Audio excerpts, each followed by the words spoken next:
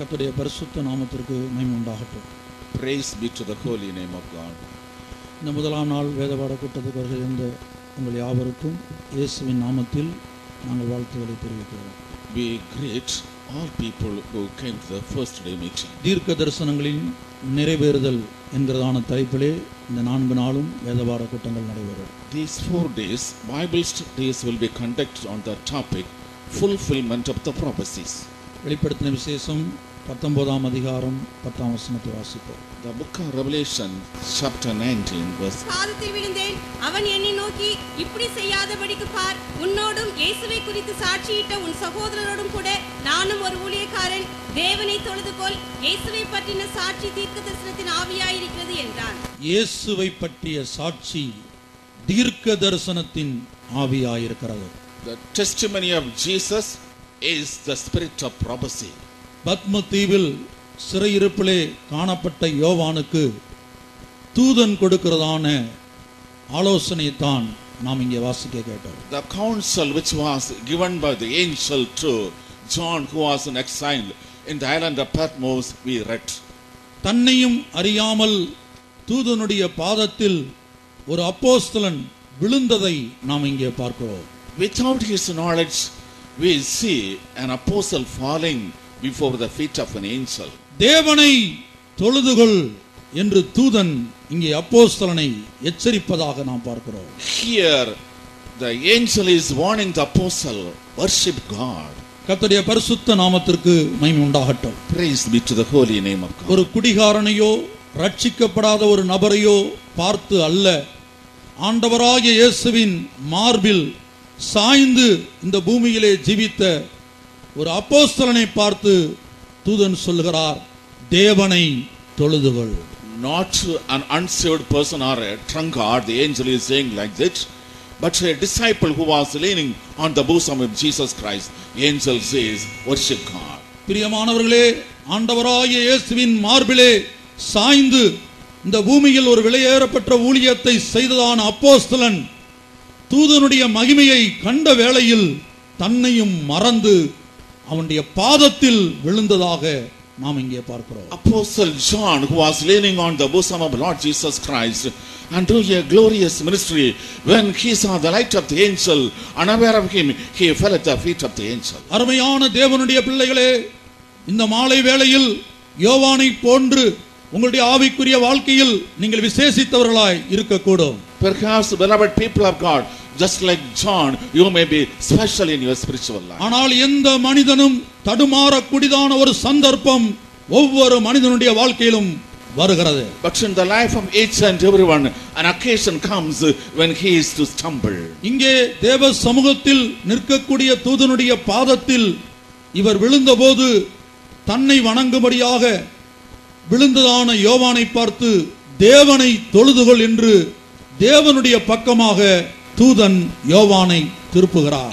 Here, when John was about to fall at the feet of the angel, he is turning John towards the side of God, worship God. ஆனால் விழுந்து போன தூதனாகிய அந்த பிசாசோ மொத்த மனுக்குலமும் தன்னுடைய பாதத்திலே சாஷ்டாங்கமாய் விழுந்து பணிய வேண்டும் என்று எதிர்பார்க்கிறான். But the fallen angel, the devil expects that all the humanity should fall flat before his feet and worship him. ஆண்டவராகிய இயேசு கிறிஸ்து இந்த பூமியிலே ஜீவித்த நாட்களில் இயேசுவும் தன்னுடைய பாதத்தில் சாஷ்டாங்கமாய் விழுந்து பணிய வேண்டும் என்று அந்த விழுந்து போன தூதன் கேட்டதாக நாம் பார்க்கிறோம். While Lord Jesus Christ himself was living upon this earth, once this fallen angel came and before him and told, you also fall before my feet. நீங்கள் கிறிஸ்தவர்களாய் இருந்தாலும் கிறிஸ்துவை சாராதவர்களாக கிறிஸ்துவை அறியாதவர்களாய் இருந்தாலும் நீங்கள் விழுந்து கிடக்கிற இடம் எது என்பதை இந்த மாலை வேளையில் நிதானிக்க வேண்டியது அவசியமாயிருக்கிறது. Whether you are Christians or non-Christians, which is the place you are fallen, you have to discern this evening. It's better. அந்த சந்தர்ப்பத்திலே தான் யோவானிடத்திலே தூதன் சொல்லுகிறார், இயேசுவை பற்றிய சாட்சி தீர்க்க தரிசனத்தின் ஆவியாயிருக்கிறது. At that time the angel is saying to John, the testimony of Jesus is the spirit of prophecy. தீர்க்க தரிசனம் என்கிறதான வார்த்தைக்கு எபிரேய பாஷையிலே நாபா என்றும் கிரேக்க பாஷையில் ப்ராப்பர்ட்டியோ என்றும் எழுதப்பட்டிருக்கிறது. In Greek language, the term prophecy is referred as neba, and in Greek language, prophetio. தீர்க்க தரிசனம் என்றால் என்ன? What is prophecy? இனிமேல் நடக்கக்கூடியதான ஒரு சம்பவத்தை முன்கூட்டியே தீர்க்கமாக அறிவிப்பதுதான் தீர்க்க தரிசனமாயிருக்கிறது. What is going to take place in future, about that a prediction is done firmly beforehand. It is prophecy. தீர்க்கதரிசி சொல்லுகிறார், தீர்க்க தரிசனம் இல்லாத இடத்தில் ஜனங்கள் சீர்கெட்டு போவார்கள். The prophet says, where there is no vision or prophecy, the people will perish.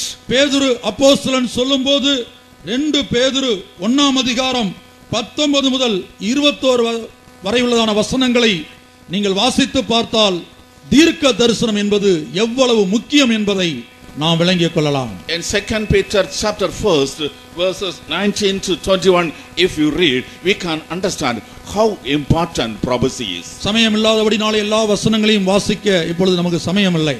For want of time, it's not possible to read all the verses. நமக்கு முன்பாக கொஞ்ச நேரம் மாத்திரமே இருக்கிறது. Before there is a limited time. தீர்க்க தரிசனம் 3 வகையாக பிரித்து கூறப்பட்டிருக்கிறது. The prophecy is divided into 3 categories. வேதத்திலே 3 விதங்களிலே தீர்க்க தரிசனம் பிரித்து கூறப்பட்டிருக்கிறது. Regarding the prophecy, it is mentioned in the scripture in 3 ways. நம்முடைய நாட்களிலே நிறைவேறி முடிந்ததான தீர்க்க தரிசனங்கள்.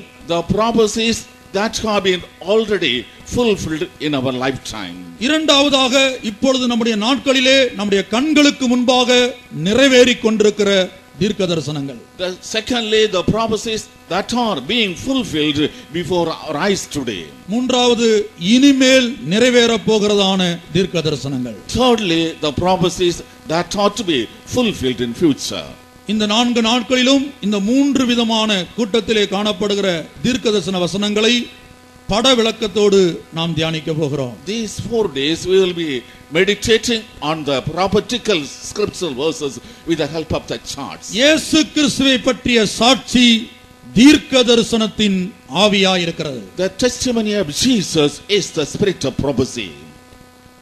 நிறைவேறி முடிந்ததான ஒரு தீர்க்க தரிசனத்தை இந்த மாலை வேளையிலே நாம் தியானிக்க போகிறோம். This evening we are going to meditate a prophecy which has been already fulfilled. எசேக்கியேல் தீர்க்க தரிசன புத்தகம் 37ஆம் அதிகாரம் 12ஆம் வசனத்தை வாசிப்போம். The prophetical book of Ezekiel chapter 37 verse 12. ஆகையால் நீ தீர்க்கதரிசனம் உரைத்து அவர்களோடே சொல்ல வேண்டியது என்னவென்றால், கர்த்தராகிய ஆண்டவர் உரைக்கிறார், இதோ என் ஜனங்களே, நான் உங்கள் பிரேத குழிகளை திறந்து உங்களை உங்கள் பிரேத குழியிலிருந்து வெளிப்படவும் உங்களை இஸ்ரவேல் தேசத்துக்கு வரவும் பண்ணுவேன். கர்த்தருடைய பரிசுத்த நாமத்திற்கு மகிமை உண்டாகட்டும். Praise be to the holy name of God. இதுவரை இந்த உலகம் 2 உலக மகா யுத்தங்களை சந்தித்திருக்கிறது. Hitherto the world has met 2 world wars. இனி 3வது உலக மகா யுத்தத்துக்கு வல்லரசு நாடுகள் தங்களை ஆயத்தப்படுத்திக் கொண்டிருக்கிறது. The superpowers are preparing themselves for the 3rd world war. 2 உலக மகா யுத்தங்களை குறித்தும் வேதத்திலே எசேக்கியேல் தீர்க்கதரிசன புத்தகத்திலே நாம் வாசித்த இந்த அதிகாரத்திலே நாம் பார்க்கிறோம். In the prophetical book of Ezekiel, in this same chapter we read, there is a reference to the first 2 world wars. முதலாம் உலக மகா யுத்தத்தினுடைய முடிவு கிரேட் பிரிட்டன் ஜெயித்ததாக காணப்பட்டாலும் அதிலே ஆதாயம் பெற்றது யார் என்று நாம் ஆராய்ந்து பார்ப்போமானால் யூத ஜனங்களாக இருக்கிறார்கள். Even though at the end of the first world war Great Britain was victorious, who are those people who gained? It was the Jewish nation. ஆண்டவராகிய இயேசு கிறிஸ்துவுடைய மறைவுக்கு பிற்பாடு ரோம சாம்ராஜ்யத்தின் கொடுமை தாங்க முடியாமல் முழு உலகத்திலும் யூதர்கள் சிதறடிக்கப்பட்டார்கள். After the death of Lord Jesus Christ, unable to bear the tyrannical rule of the Roman Empire, Jewish people were scattered all over the world. சொந்த தேசத்தை அவர்கள் இழந்து நாடோடிகளாக பரதேசிகளாக அந்நிய தேசத்திலே தேவனுடைய சொந்த ஜனம் அடிமைகளாக ஜீவித்தார்கள். They lost the homeland as nomads, as strangers. Own people of God were remaining scattered all over the world. தேவ ஜனங்களை சொந்த தேசத்தை சுதந்திரிக்க பண்ணுவதற்காக 2 உலக மகா யுத்தங்களை இந்த பூமியிலே ஆண்டவர் அனுமதித்தார். The Lord permitted 2 world wars in this earth so that the people of God may be made to inherit their own homeland. முதலாவது உலக மகா யுத்தத்தின் முடிவிலே 1917ஆம் ஆண்டு பால்போர் பிரகடனம் என்று சொல்லி ஒரு பிரகடனம் அறிமுகப்படுத்தப்பட்டு யூத ஜனங்கள் சொந்த தேசத்துக்கு திரும்பி வர அனுமதி கொடுக்கப்பட்டது. At the end of the First World War in the year 1917, by Balfour Declaration, permission was given to the Jewish people to come to their homeland. Great Britain தோல்வியின் விளிம்பிலே காணப்பட்டது. The Great Britain was at the fringe of defeat. Germany ஜெயிக்கக்கூடியதான ஒரு சூழ்நிலை அன்றைக்கு உண்டாயிருந்தது. The situation was that Germany was about to win.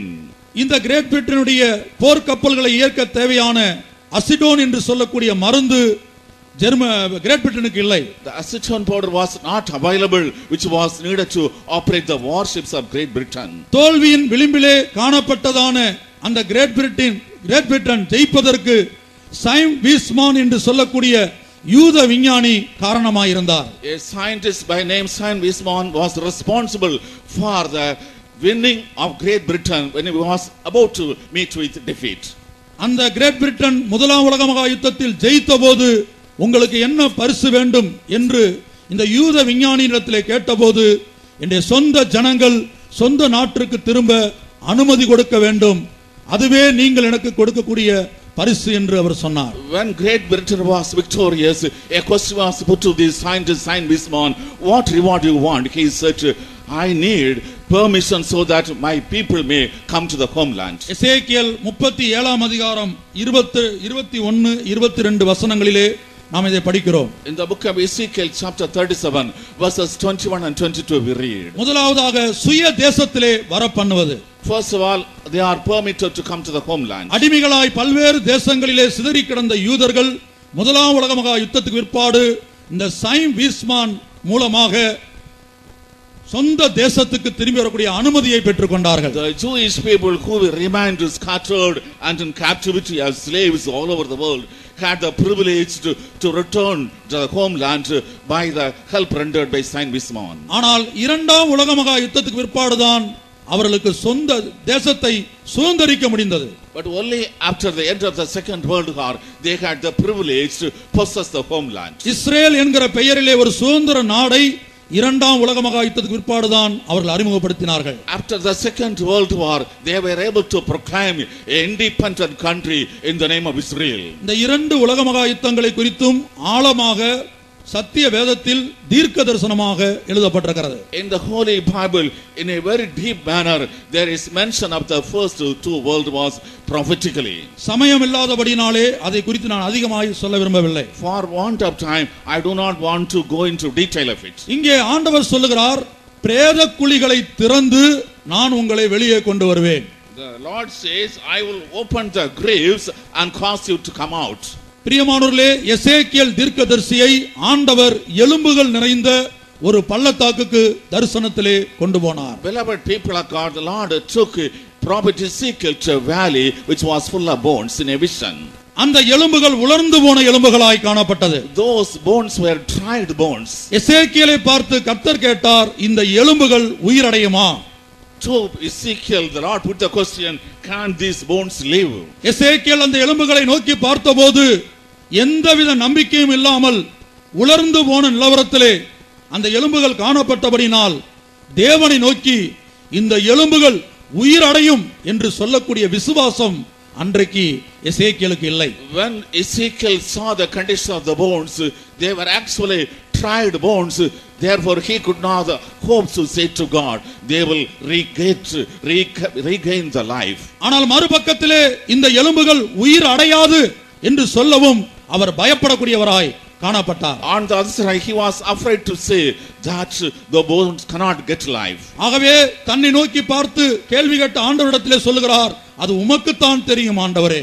Therefore to God who questioned, he says, thou knowest the Lord. அந்த எலும்புகள் யார் என்கிறதான காரியத்தை தேவன் எசேக்கியேலுக்கு வெளிப்படுத்தி கொடுத்தார். அதே அதிகாரம் எசேக்கியேல் 37:11 வாசிக்கிறோம். In the same chapter 37 verse 11, the Lord has revealed who are these bones to Ezekiel. We read here. அப்பொழுது அவர் என்னை நோக்கி, மனுபுத்திரனே, இந்த எலும்புகள் இஸ்ரவேல் வம்சத்தார் அனைவருமே, இதோ அவர்கள் எங்கள் எலும்புகள் உலர்ந்து போயிற்று, எங்கள் நம்பிக்கை அற்று போயிற்று, நாங்கள் அறுப்புண்டு போகிறோம் என்கிறார்கள். கர்த்தருடைய பரிசுத்த நாமத்திற்கு மகிமை உண்டாகட்டும். Praise be to the holy name of God. பிரியமானவர்களே, எசேக்கியேல் இந்த தீர்க்கதரிசனத்தை கண்டபோது இந்த பூமியிலே எலும்புகள் நிறைந்த ஒரு பள்ளத்தாக்கு இல்லை. Beloved people of God, when Ezekiel saw this vision, there was no valley which was filled with bones on this world. தம்முடைய சொந்த ஜனங்களாகிய யூத ஜனங்களுக்கு இனிமேல் சம்பவிக்கக்கூடிய உபத்திரவத்தை குறித்து, அவர்கள் கடந்து போகக்கூடிய பாதையை குறித்து அன்றைக்கே எசேக்கியேலுக்கு தரிசனத்தில் ஆண்டவர் காட்டி கொடுத்தார். On that day, the Lord has shown to Ezekiel in a vision the path, the persecution through which the people of Israel will be passing through in future. இயேசுவின் மறைவுக்கு பிற்பாடு, ஆண்டவராகிய இயேசு கிறிஸ்து மரித்த பிற்பாடு ரோம சாம்ராஜ்யத்தினால் முழு உலகத்திலும் யூதர்கள் சிதறடிக்கப்பட்டார்கள். After the death of Lord Jesus Christ by the tyrannical rule of the Roman Empire, Jewish people were scattered all over the world.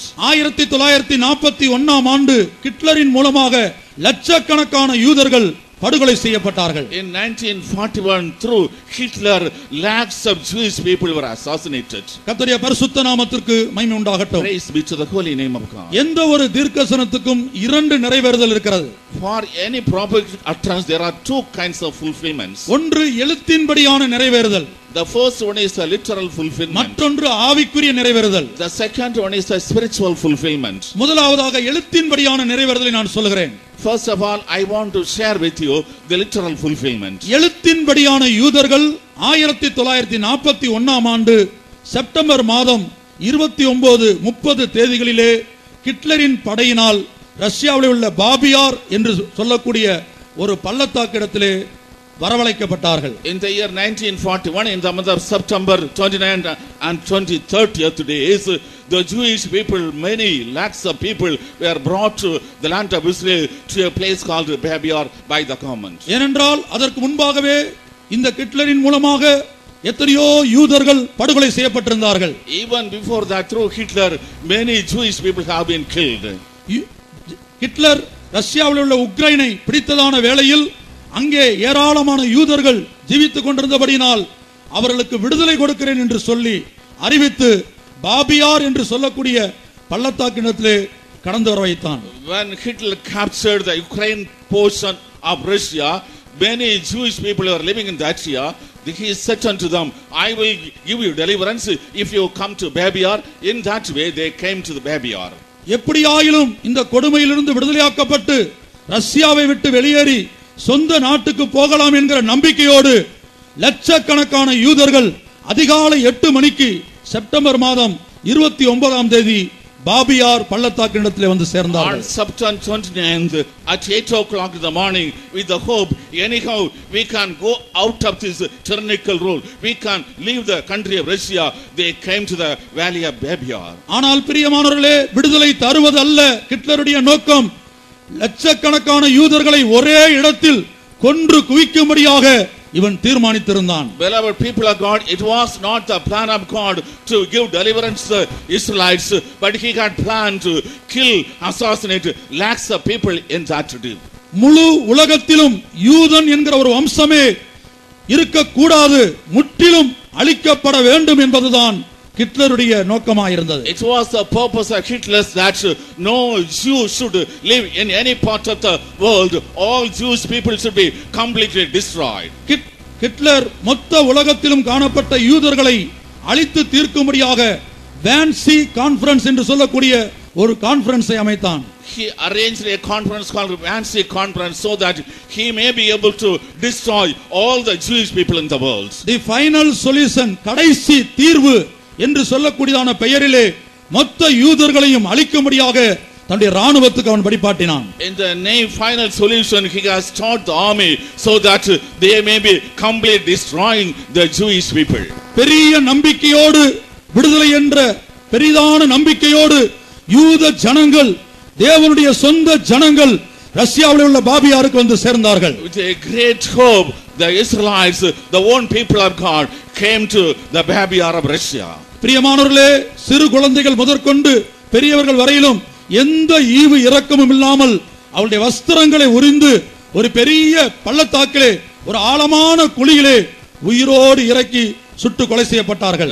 Right from the infants up to very aged people, without any pity or mercy, he made the people to enter a big pit without any mercy. He shot them and put them to death. அதனுடைய original படத்தை தான் நாம் இங்கே பார்க்கிறோம். You see the original photocopy of it here. வஸ்திரங்களை உரிந்து ஒரு இடத்திலே குவித்து வைத்திருந்தார்கள். அந்த படத்தை நாம் இங்கே பார்க்கிறோம். The garments were removed and it was kept in a place we see in this chart. ஒரு சிறு குழந்தையை கூட ஈவு இரக்கம் இல்லாமல் சுட்டு கொன்றார்கள். அந்த ஒரு சிறு குழந்தையை சுட்டுக் கொள்கிற படத்தை நாம் இங்கே பார்க்கிறோம். A small child is shot dead without any mercy.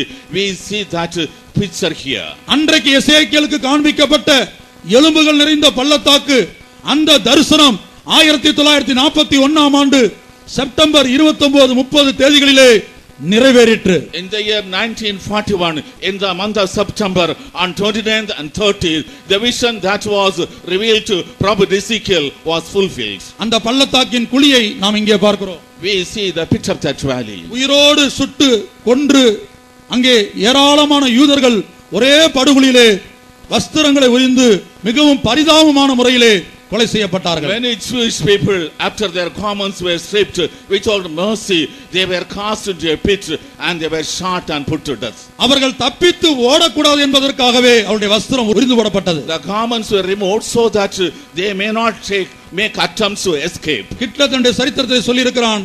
ஏன் வஸ்திரம் உரியப்பட்டது என்று சொன்னால் சில வேளையில் கொலை செய்யும் போது சிதறி ஓடுவார்கள் என்பதற்காக, வஸ்திரத்தை உரிந்து விட்டால் யாரும் வெளியே போக முடியாது என்பதற்காக அவன் வஸ்திரத்தை உரிந்து கொலை செய்தான். Hitler has told about in the history why he asked that the people should be stripped, if at all fearing the killing they may try to escape. Therefore he ordered the garments to be removed. ஒவ்வொரு யூதனும் தான் யூதன் என்று சொல்லிக்கொள்ள பயந்த காலமாக ஹிட்லரின் காலம் காணப்பட்டது. The time of Hitler was such that every Jew was afraid to call himself as a Jew. பிரியமானவர்களே, இந்த தீர்க்கதரிசன வசனத்தின் சிறப்பு ஒரு விசேஷித்த ஒரு அம்சம் காணப்படுகிறது. But there is special thing concerning this prophetical utterance. பிரேத குழியிலே யூதர்கள் போவது ஒரு தீர்க்கதரிசனம் என்று சொன்னால் அந்த பிரேத குழியை திறந்து நான் அவர்களை வெளியே கொண்டு வருவேன் என்பது தீர்க்கதரிசனத்தின் இரண்டாவது பக்கமாக இருக்கிறது. If the Jews go to the graves, it's the first part of our prophecy. The second one is I will cause them to come out of the graves. லட்சக்கணக்கான யூதர்களை இவன் அந்த பிரேத குழியிலே அடக்கம் பண்ணின வேளையில் when lakhs of Jewish people were buried in that valley, 2 வருஷங்களுக்குள்ளாக எதிர்பாராத விதத்தில் ஹிட்லர் தோல்வியை நோக்கி கடந்து செல்ல வேண்டிய சூழ்நிலை வந்தது. Within 2 years in an unexpected manner Hitler was about to meet with failure. ரஷ்யாவில் காணப்படுகிறதான ரெட் ஆர்மிக்கு பயந்து இந்த யூதர்களுடைய படுகொலையின் தடயத்தை அழிக்கும்படியாக அவன் பிரயாசப்பட்டான். Fearing the Red Army of Russia, he was trying to remove the signs of the assassination holocaust of the Jewish people. எந்த யூதர்களை ஈவு இரக்கம் இல்லாமல் லட்சக்கணக்காக கொன்று அந்த பாபியார் பள்ளத்தாக்கிலே தோண்டி குழி தோண்டி புதைத்தானோ, what Jewish people without mercy or compassion he killed into thousands and lakhs buried in the valley of Beba. தன்னுடைய சிங்காசனம் தன்னுடைய ஆசனம் தப்புவதற்காக அந்த அழுகிற நிலையில் காணப்படுகிற யூத பிரேதங்களை மறுபடியும் தோண்டி எடுக்க வேண்டிய ஒரு நிர்பந்தம் ஹிட்லருக்கு உண்டாயிற்று. For the survival of his throne, Hitler was in a compulsion to dig the graves and bring out the stinking dead bodies. 1943ஆம் வருடம் ஆண்டவருடைய வார்த்தையின்படியே கொன்று குவிக்கப்பட்ட அந்த யூதருடைய பிணங்கள் பிரேத குழிகள் மறுபடியும் தோண்டி அழுகிற நிலையில் யூதருடைய பிரேதங்கள் வெளியில் எடுக்கப்பட்டது. In the year 1943, according to the word of God, the dead bodies of the Jewish people who were buried in a stinking condition, they were brought out of the grave. அந்த படத்தை தான் நாம் இங்கே பார்க்கிறோம். You see this picture here. பிரேத குழிகளை திறந்து பிரேத குழிகளுக்குள் காணப்படுகிற உங்களை நான் வெளிப்பட பண்ணுவேன். I will open the graves and cause you people who are in the graves to come out. 327 கைதிகளுக்கு போதை வஸ்துக்களை கொடுத்து அழுகிய நிலையில் காணப்பட்டதான யூத பிணங்களை தோண்டி எடுக்கத்தக்கதாக தேவன் செய்தார். To 327 people narcotics drinks were given and they were made to dig the dead bodies and brought out. It was done by God. பிரியமானவர்களே, அழுகின நிலவரத்திலே நம்பிக்கை இழந்து கொன்று செத்து அழுகி போன நிலவரத்தில் காணப்பட்ட அந்த பிரேத குழியிலிருந்து தோண்டி எடுக்கப்பட்ட அந்த அழுகின பிணங்கள் மூலமாகத்தான் யூத ஜனங்களுக்கு ஒரு சொந்த நாடு கிடைத்தது. Through the stinking condition, the dead bodies were seen in the graves. From that stinking condition, the pit was dug, the bodies were brought out. In that way, the people had a privilege to get the homeland. இந்த சம்பவத்தை பார்த்து முழு உலகத்திலுள்ள எல்லா நாடுகளும் யூதர்கள் மேல் பரிதாபப்பட்டது. When the whole world witnessed this pathetic incident, they had a compassion on the Jewish people. ஆகவே தான் 1948ஆம் ஆண்டு இஸ்ரேல் என்று ஒரு சொந்த நாடு யூதர்களுக்கு கிடைத்தது. Therefore, in the year 1948, the Jewish people were able to get their own homeland in the name of Israel. இயேசு கிறிஸ்துவை பற்றிய சாட்சி தீர்க்க தரிசனத்தின் ஆவியாயிருக்கிறது. The testimony of Jesus is the spirit of prophecy. எத்தனையோ ஆயிரம் வருடங்களுக்கு முன்பாக 1941ஆம் வருடத்திலே நடக்கக்கூடிய ஒரு சம்பவத்தை எசேக்கியேல் தீர்க்கதரிசிக்கு ஆண்டவர் வெளிப்படுத்தி கொடுத்தார். The incident which is going to take place in the year 1941, many thousand years back, the Lord has revealed in the prophet Ezekiel. பிரேத குழியில் ஒரு மனிதன் காணப்படுகிற வேளையில் மொத்த சமுதாயமும் இனி உன்னுடைய வாழ்க்கை அவ்வளவுதான் என்று முடிவு கட்டுகிறது. When a man is in the grave, the whole world is coming to the conclusion his life has come to a definite end. ஆனால் இந்த முதலாம் நாள் கூட்டத்தில் நாங்கள் அறிவிக்கிற ஆண்டவராகிய இயேசு எந்த நிலவரத்தில் காணப்பட்டாலும் உன்னை தூக்கி எடுக்கிற ஒரு தேவனாக இங்கே வந்திருக்கிறார். But Lord Jesus Christ, whom we introduce on the first day of this meeting, has come here to deliver you, bring you out of your condition, whatever wretched condition in which you may be. பிரியமானவர்களே, இதுக்கு ஒரு ஆவிக்குரிய நிறைவேறுதல் உண்டு. Beloved people of God, there is spiritual significance to it. ஆவிக்குரிய யூதர்கள் இன்றைக்கு பிரேத குழியிலே புதைந்து கிடக்கிறார்கள். Today the spiritual Jews are lying buried in the graves. பாவத்தை தண்ணீரை போல குடித்து இன்றைக்கு எத்தனையோ பேர் மெய்யான தேவனை அறியாமல் விளங்கிக் கொள்ளாமல் இந்த பிரேத குழியிலே காணப்பட்டுக் கொண்டிருக்கிறார்கள். Many people are drinking sins simply as water without knowing the true God. They remain buried in this hidden grave.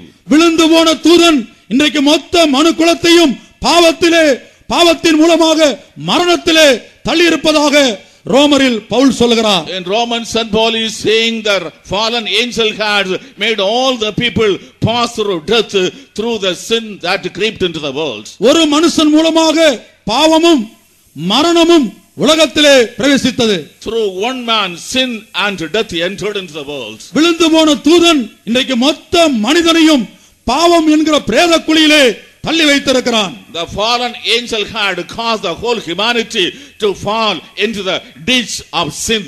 இன்றைக்கு அநேகர் பாவத்தை விட்டு வெளியே வர வாஞ்சித்தாலும் இன்றைக்கு அவர்களால் தங்களுடைய சொந்த பலத்தினால் வெளியே வர முடிகிறதில்லை. Even though many people try to come out of this pit by their strength, they are not able to come out of it. பாவம் என்கிற பிரேத குழியிலே காணப்படுகிற மனு குலத்தை தூக்கி எடுக்க முடியாத திரித்துவத்தின் இரண்டாவது தேவன் ஆண்டவராகிய இயேசு இந்த பூமியிலே மனிதனாக இறங்கி வந்தார். The second person of the Trinity, Lord Jesus Christ, came to the world in the form of man so that he may bring out the humanity which is fallen in the pit of sin. இந்த எலும்புகள் உயிரடையுமா? Can these bones be living? இந்த எலும்புகள் உயிரடையுமா? Can these bones live? இப்படி நம்பிக்கை அற்று போன நிலவரத்தில் காணப்பட்ட எலும்புகள், அந்த உலர்ந்த எலும்புகள் எப்படி உயிரடைந்தது? In such a wretched condition, those bones lost all hope of survival.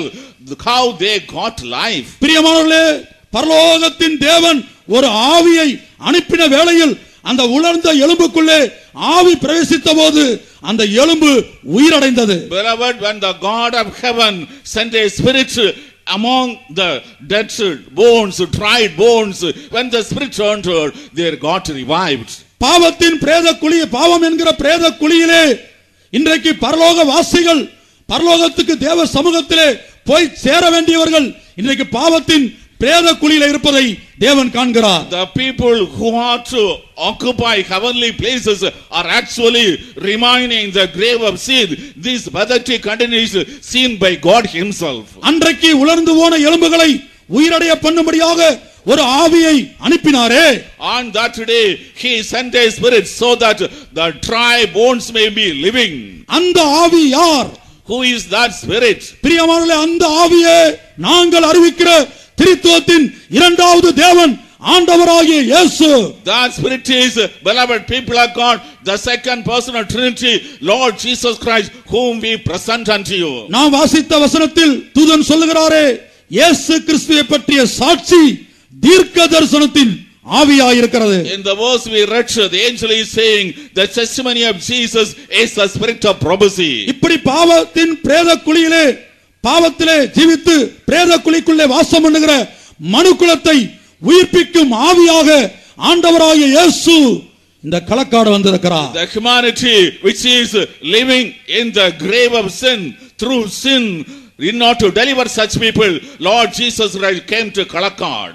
1 கொரிந்தியர் 15ஆம் அதிகாரம் 45ஆம் வசனத்திலே வாசிக்கும்போது ஆண்டவராகிய இயேசு கிறிஸ்து உயிர்ப்பிக்கிற ஆவியாக இந்த பூமியிலே வெளிப்பட்டார். In 1 Corinthians chapter 15 verse 45, Jesus Christ came as a quickening spirit in this world. அந்தபடியே முந்தின மனுஷனாகிய ஆதாம் ஜீவாத்மாவானான் என்று எழுதியிருக்கிறது. பிந்தின ஆதாம் உயிர்ப்பிக்கிற ஆவியானவர். ஆவியானவர் அல்ல, ஆவியானார். பிந்தின ஆதாம் உயிர்ப்பிக்கிற ஆவியானார். The last Adam was made a quickening spirit. முந்தின ஆதாமாகிய ஆதி மனிதன் விழுந்து போன வேளையில், when the first man Adam was fallen, மொத்த மனிதனும் பாவத்துக்குள்ளே விழுந்து போனதாக வேதம் சொல்லுகிறது. the Bible says all the humanity has fallen into sin. ஆரம்பத்திலே விஞ்ஞான உலகம் இந்த வசனத்தை ஏற்றுக்கொள்ளவில்லை. In the beginning the scientific world did not accept this verse. ஒரு மனிதனுடைய பாவம் எப்படி மற்ற மனிதனுக்குள்ளே தொடரும்? How the sin of a person can be transmitted to other people. விஞ்ஞானம் வளர்வதற்கு முன்பாக சத்திய வேத வசனத்தை விஞ்ஞான உலகம் பரியாசம் பண்ணினது. Before the advancement of science, the scientific world was mocking at the scriptural verses. ஆனால் இன்றைக்கு விஞ்ஞான உலகம் ஒத்துக்கொண்டிருக்கிறது, மனிதனுடைய இரத்தத்தின் மூலமாக ஒரு மனிதனை விட்டு இன்னொரு மனிதனுக்கு பாவம் பின்தொடர்கிறது. But today the scientific world has accepted through blood sin is transmitted from one generation to another generation. இதைத்தான் எசேக்கியேல் 35:6 நாம் வாசிக்கிறோம். In the book of Ezekiel chapter 35 verse 6 we read, நீ இரத்தத்தை வெறுக்காதபடியினால் இரத்தம் உன்னை பின்தொடரும். as thou hast not hated the blood shall pursue thee. பிரியமானவர்களே, இப்படித்தான் முந்தின ஆதாம் விழுந்து போன போது அவன் மூலமாக இந்த மொத்த உலகமும் பாவத்துக்குள்ளாய் மாற்றப்பட்டது. In this way, when the first Adam was fallen in sin, through him the whole humanity fell into sin. பாவம் என்கிற பிரேத குழியிலே எந்த நம்பிக்கையும் இல்லாமல் எங்கள் வாழ்க்கை அவ்வளவுதான், எங்கள் நம்பிக்கை அற்று போயிற்று என்கிற எண்ணத்தோடு காணப்படுகிற ஒவ்வொருவரையும் உயிர்ப்பிக்கும்படியாக இயேசு இந்த பூமியிலே வந்தார். Lord Jesus Christ came to the world in order to quicken everyone who is in the hopeless condition, having fallen into the sinner of the world ditch. இந்த மாலை வேளையில் அருமையான சகோதரனே, சகோதரியே, உன்னுடைய வாழ்க்கையில் எந்த நிலவரத்தில் நீ காணப்பட்டாலும், beloved brother sister, in whatever condition you may be in this evening of your life, சில வேளை நீங்கள் விசுவாசிகளாய் இருந்தும் ஆவிக்குரிய பிரகாரமாக ஒரு பிரேத குழியின் நிலவரத்திலே, பிரேத குழிக்குள்ளே நான் காணப்படுகிறேனே. perhaps even though you are a believer, you may say spiritually, I am in the condition of being seen in the grave. இந்த பிரேத குழிக்கு ரெண்டு அர்த்தம் உண்டு பிரியமானவர்களே. For this grave, beloved, there are two meanings. மெய்யான தேவனை அறியாமல் பாவத்திலே ஜீவிக்கிற ஒரு மனிதன் இந்த பிரேத குழிக்குள்ளே காணப்படுகிறான். அது முதலாவது அனுபவம். Any person who has not known who is the true God, he is living in this grave. This is first experience. ஆனால் மெய்யான தேவனை ஏற்றுக்கொண்டு பாவ மன்னிப்பை பெற்று ஞானஸ்நானம் பெற்று அபிஷேகம் பண்ணப்பட்டு இந்த பரிசுத்தமுடைய ஐக்கியத்தில் வந்திருந்தாலும் அநேகர் இந்த பிரேத குழியிலே காணப்படுகிறார்கள். But even though the people had got the experience salvation, they are water baptized, spirit baptized, and come in the fellowship of the saints, yet they are continuing in the graves today. மத்தேயு 23ஆம் அதிகாரத்திலே இந்த பிரேத குழியிலே அனுபவத்தை குறித்து இயேசு பிரசங்கித்தார். In Matthew's gospel chapter 23, Lord Jesus Christ preached the experience of this grave. பிரியமானவர்களே, அந்த வெள்ளடிக்கப்பட்ட கல்லறைக்குள்ளே, அந்த பிரேத குழிக்குள்ளே என்ன காணப்படும்?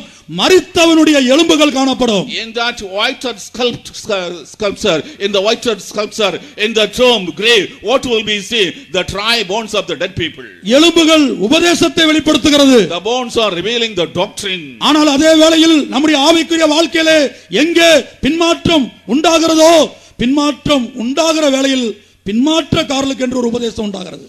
In the life of the people of God, when backsliding occurs, for such people a doctrine springs forth. ஆரம்பத்திலே ஆண்டவராகிய இயேசுவை ஏற்றுக்கொண்டு இரத்த சாட்சியாய் மரிப்போம் என்ற தீர்மானத்தில் தேவ சமூகத்துக்கு கடந்து வந்தவர்கள், in the beginning they come to the presence of God with the confession, we will be dying as martyrs unto Lord Jesus Christ. ஜீவியத்திலே பல தோல்விகள், பிரச்சனைகள், பல போராட்டங்களை சந்திக்கிற வேளையில் அவர்கள் உபதேசத்திலே சற்று வித்தியாசத்தை கொண்டு வருகிறான ஒரு அனுபவம். When they are meeting with difficulties, failures and backsliding experiences, they cause deviations in the doctrine. அதைத்தான் இயேசு சொல்கிறார், மரித்தவனுடைய எலும்புகள் தான் அந்த கல்லறைக்குள்ளே காணப்படும். That is what Jesus says, only the bones of the dead people will be seen in the grave. அசுத்தமும் அருவருப்பும் அங்கே காணப்படுகிறது. Filthiness and polluted condition will be seen there. பிரியமானவர்களே, இந்த கூட்டத்திலே இரண்டு விதமான நிலவரத்திலே ஒருவேளை நம்மில் யாராயிலும் காணப்படக்கூடும். Beloved people of God, some of us may be seen in these two categories here. ஒன்று, ஆண்டவராகிய இயேசு மெய்யான தேவன் என்று அவரிடத்திலே கடந்து வந்து பாவ மன்னிப்பை பெற்றுக்கொள்ளாத ஒரு கூட்டம். First, a group of people who are not able to come to Lord Jesus Christ, accepting him as the true God and unable to receive the remission of sins. அது பிரேத குழிக்குள்ளே காணப்படுகிறது. They are seen in the grave. பாவ மன்னிப்பை பெற்றுக்கொண்டு பல்வேறு ஞானஸ்நானம், அபிஷேகம், பரிசுத்தவான்களின் ஐக்கியம், இந்த ஆசீர்வாதங்களை பெற்ற பிற்பாடும் மரித்து போனதான பின்மாற்றத்துக்குள்ளே கடந்து போன மரித்தவனுடைய எலும்புகள், after receiving the remission of sins and being water baptized, spirit baptized, after coming to the fellowship of the saints, they are in a backslidden condition, in a dead condition. Such people, இந்த இரண்டு விதமான எலும்புகளை உயிர்ப்பிக்கும்படியாக, பிரேத குழியை திறக்கும்படியாக ஆண்டவராகிய இயேசு இங்கே வந்திருக்கிறார். The Lord Jesus Christ has come out here in order to deliver these two groups of people, in order to cause the graves to be opened and the people to be brought out. இந்த எலும்புகள் உயிரடையுமா? Can these bones live?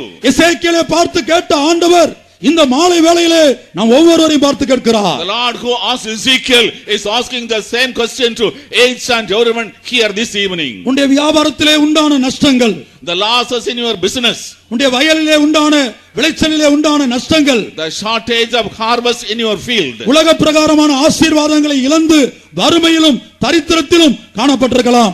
having loss of worldly blessings, you are in poverty and penury today.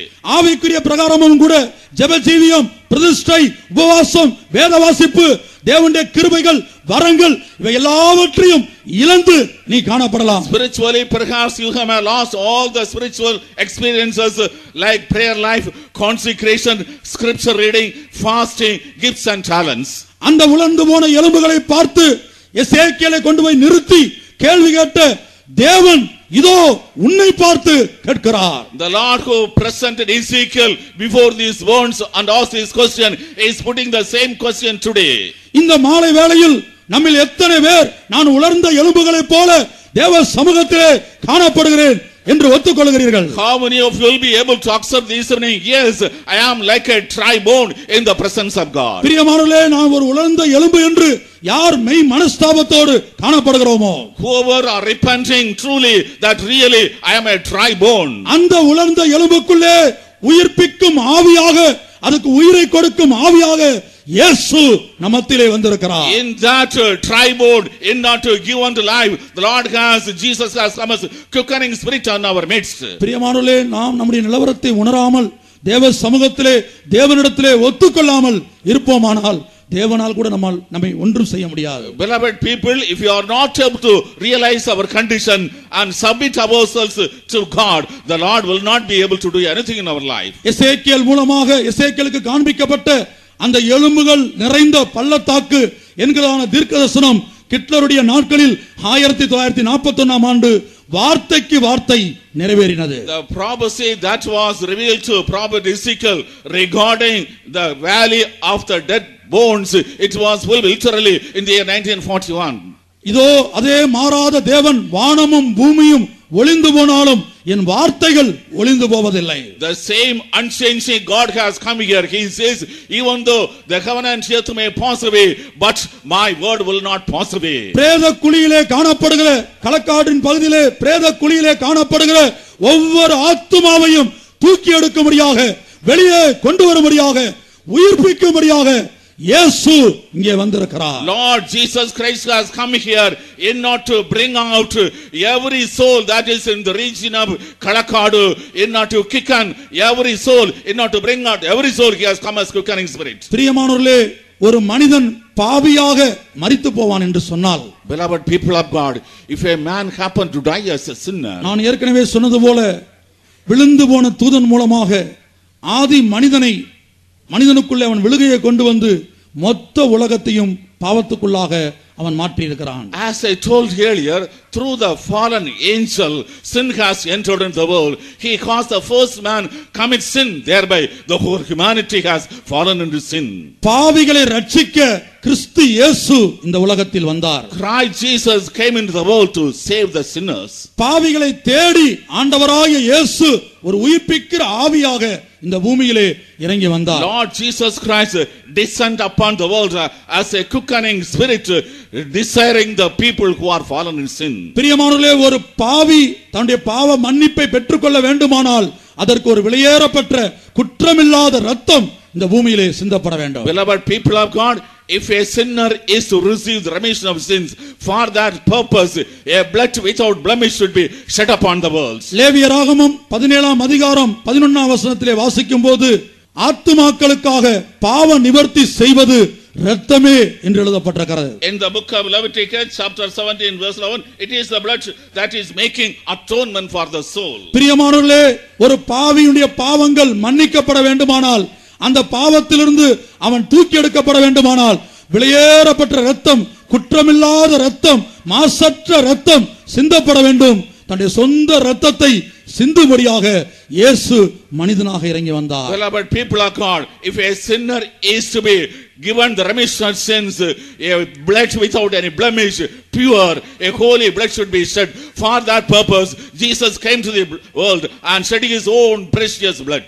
பாவத்திலே ஜீவித்துக் கொண்டிருக்கிற ஒரு மனிதன் முதல் ரட்சிப்பாகிய பாவ மன்னிப்பு என்கிற ரட்சிப்பை அவன் பெற்றுக்கொள்ள வேண்டும். A man who is living in sin should attain the first step of the experience of salvation, that is the remission of sins. பூமியிலே பாவங்களை மன்னிக்க ஆண்டவராகிய இயேசு கிறிஸ்து மாத்திரமே அதிகாரம் உடையவராய் இருக்கிறார். Lord Jesus Christ alone is possessing the power to forgive the sins of the people in the world. லூக்கா 1ஆம் அதிகாரம் 77ஆம் வசனத்தை வாசிக்கும்போது, பாவ மன்னிப்பு என்பதுதான் முதல் ரட்சிப்பாக இருக்கிறது. In Luke's Gospel chapter 177, the forgiveness sins, it's the first step of salvation. இந்த பாவ மன்னிப்பை யார் கொடுக்க முடியும்? Who can give this forgiveness of sins? பிரியமானவர்களே, இந்த பிரேத குழியிலே காணப்படுகிற பாவத்தை தண்ணீரை போல குடித்துக் கொண்டிருக்கிற எந்த ஒரு நபருடைய பாவத்தை மன்னிப்பதற்காக, அந்த அதிகாரத்தை பெற்றுக்கொள்வதற்காக இயேசு தன்னுடைய கடைசி சொட்டு இரத்தத்தையும் இந்த பூமியிலே சிந்தி இருக்கிறார். So forgive the sins of each and everyone who is sin and fallen in the grave of this world. Lord Jesus Christ came to this world and shed even the last drop of his blood for the remission of the sin of the humanity. சிலர் பல சந்தர்ப்பத்திலே கேட்கிறார்கள், ஏன் தேவன் மனிதனாக இறங்கி வர வேண்டும்? Sometimes some people question why God should incarnate and come as man. விழுந்து போன மனிதனுக்கும் விழுந்து போன தூதனுக்கும் கிடைக்கக்கூடியதான அந்த நரக ஆக்கினை மிகவும் கொடியதாக இருக்கிறது. The damnation of hell which the fallen man and fallen angel will get is very horrible. அந்த நரக ஆக்கினையிலிருந்து ஒரு ஆத்துமாவை அந்த பிரேத குழியிலிருந்து தூக்கி எடுப்பதற்காகத்தான் இயேசு தன்னுடைய விலைமதிப்பில்லாத இரத்தத்தை இந்த பூமியிலே சிந்தினார். From the damnation of hell, from that horrible wretched condition, in order to bring out a soul, the Lord shed his pure harmless blood. பாவம் செய்கிறதான ஒரு மனிதன் 3 விதங்களிலே தண்டிக்கப்படுகிறான். a man who commits sin is punished in 3 ways.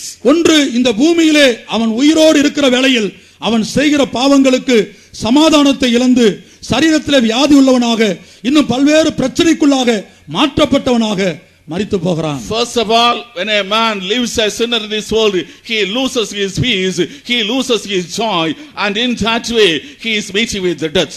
இரண்டாவதாக அவன் செய்த பாவங்களுக்காக தற்காலிகமாக பாதாளம் என்று சொல்லக்கூடிய ஒரு வேதனைப்படக்கூடிய இடத்துக்கு அவனுடைய ஆத்துமா போகிறது. Secondly, his soul is temporarily going to a place of torment which is called the grave. மூன்றாவதாக நித்தியமாக என்றென்றைக்கும் இருக்கும்படியாக நித்திய அக்னி கடலிலே அவன் தள்ளப்படுகிறான். Thirdly, forever and ever he will be in damnation, suffering. He is cast in the fire that is in the moat. மெய்யான தேவன் யார் என்று அறியாமல் தன்னுடைய பாவத்திலே ஒரு மனிதன் மரித்து போவான் என்று சொன்னால் அவனுடைய மரணத்துக்கு பிற்பாடு ஒரு பெரிய நித்திய ஆக்கினை அவனுக்காக காத்திருக்கிறது. If a man is not able to know who is the true God and he is meeting with eternal damnation, a hellish punishment is awaiting for him.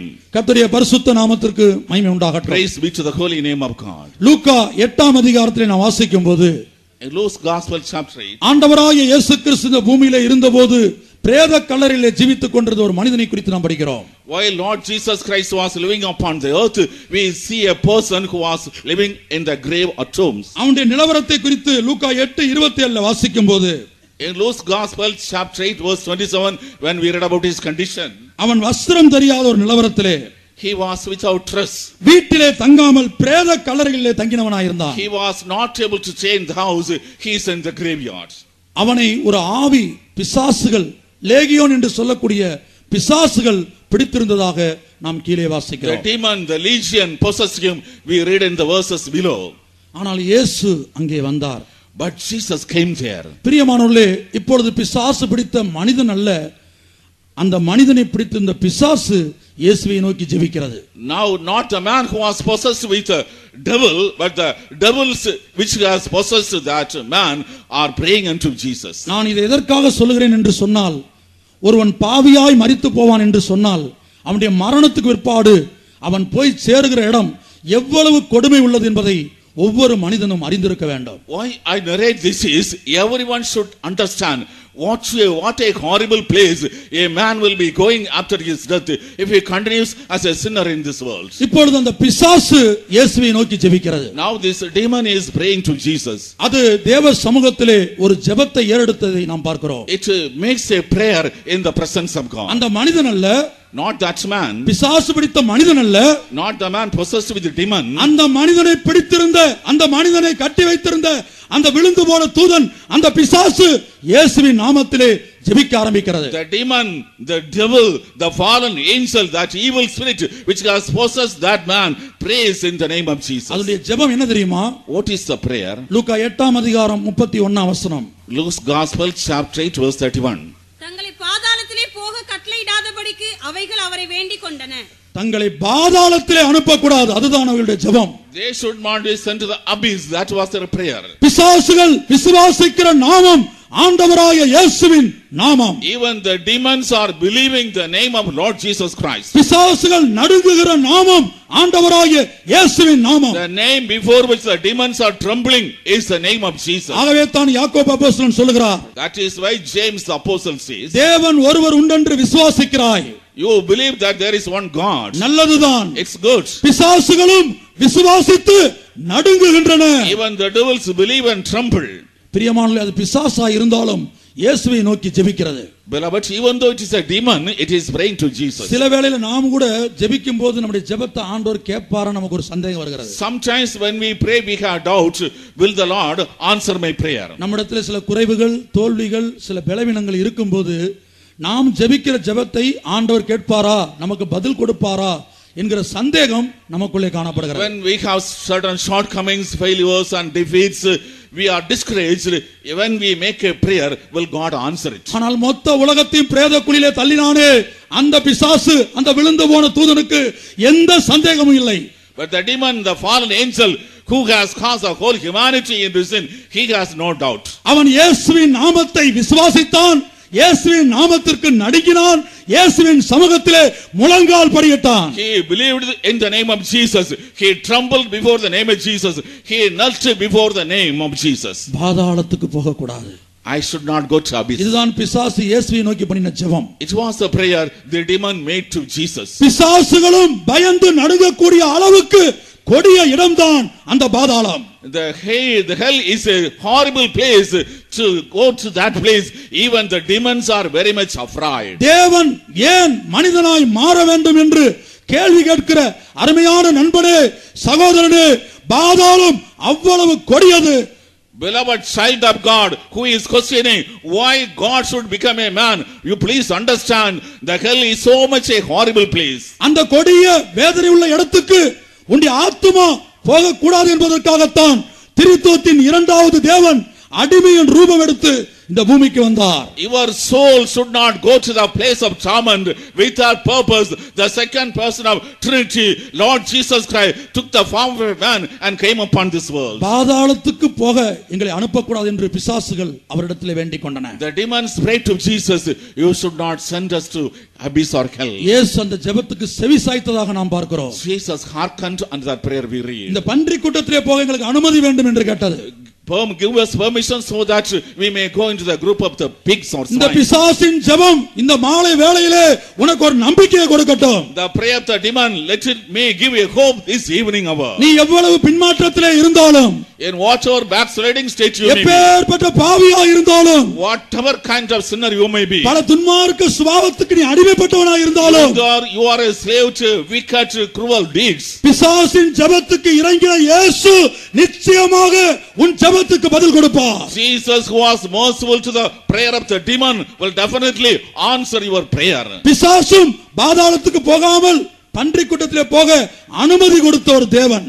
God who gave permission to the demons so that they may not go to hell, but permission was granted to go to the group of swine. எந்த ஒரு ஆத்துமாவும் அந்த வேதனைப்படக்கூடிய இடத்துக்கு போவது தேவனுக்கு விருப்பமில்லை. It is not the desire of God that any soul should go to the place of torment. ஆகவே விழுந்து போன மனிதன் மூலமாக மொத்த மனுக்குலத்துக்குள்ள வந்ததான இந்த பாவத்தை நிவர்த்தி செய்ய முடியாக, சர்வ லோகத்தின் பாவத்தை நிவர்த்தி செய்ய முடியாக கிருபாதார பலியாக இயேசு இந்த பூமிக்கு வந்தார். In order to atone the sin of each and everyone, in order to atone the sin of the humanity as a proposition for sins, Jesus came upon this world. ஏதோ ஒரு குறிக்கப்பட்ட சமுதாயத்தை, குறிக்கப்பட்ட மதத்தை சேர்ந்தவர் அல்ல இயேசு.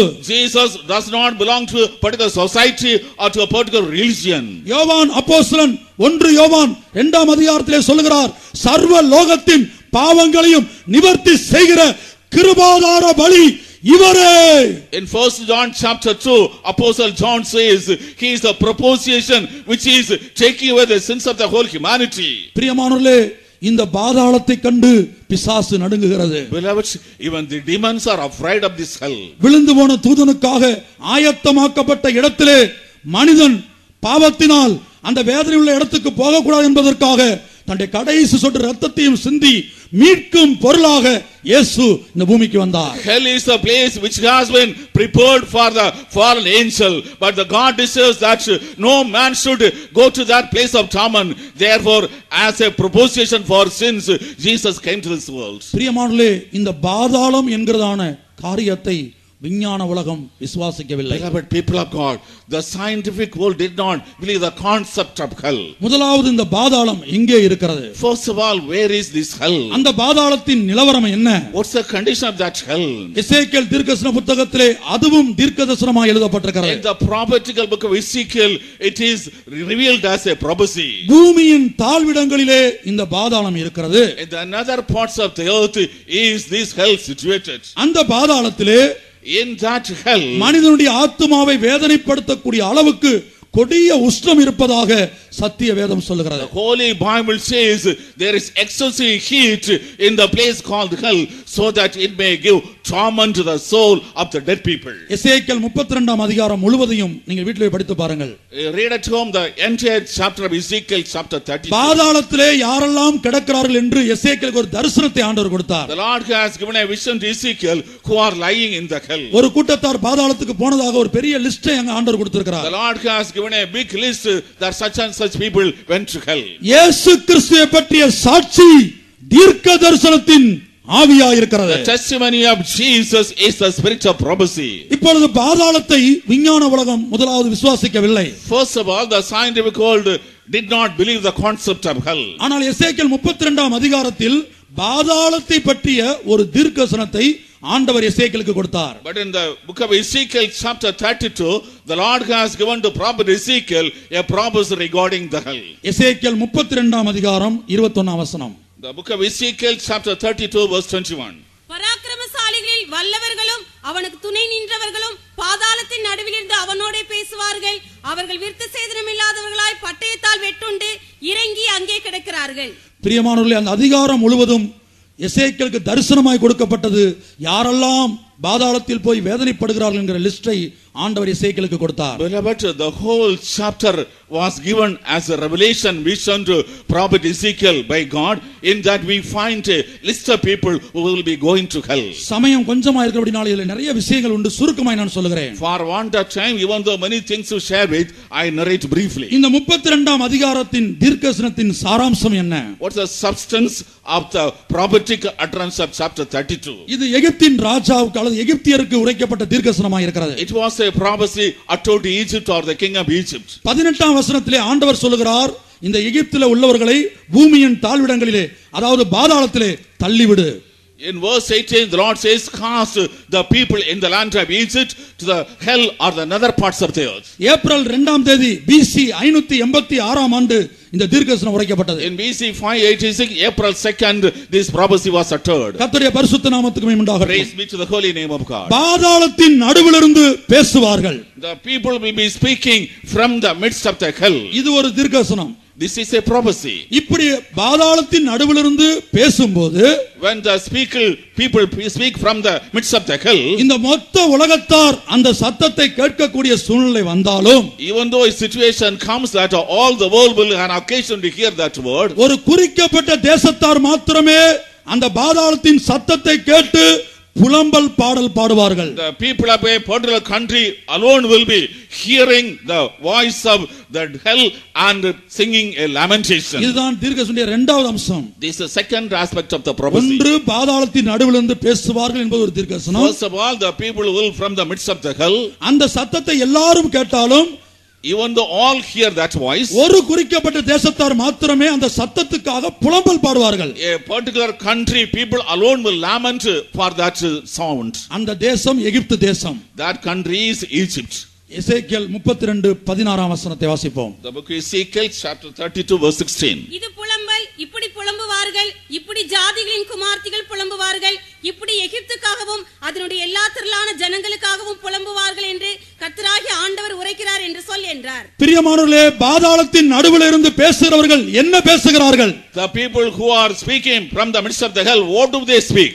இந்த தீர்க்கதரிசனத்தின் நிறைவேறுதலை நான் சொல்வதற்கு முன்பாக இயேசுவின் நாட்களில் இயேசு சொன்ன ஒரு சம்பவம். Before I narrate the full in the prophecy, I want to cite an incident which Jesus himself spoke in his lifetime. பாதாளத்திலே வேதனைப்படக்கூடிய ஸ்தலத்திலே உள்ளதான ஒரு ஆத்துமா, ஒரு மனிதன் என்ன பேசுவான்?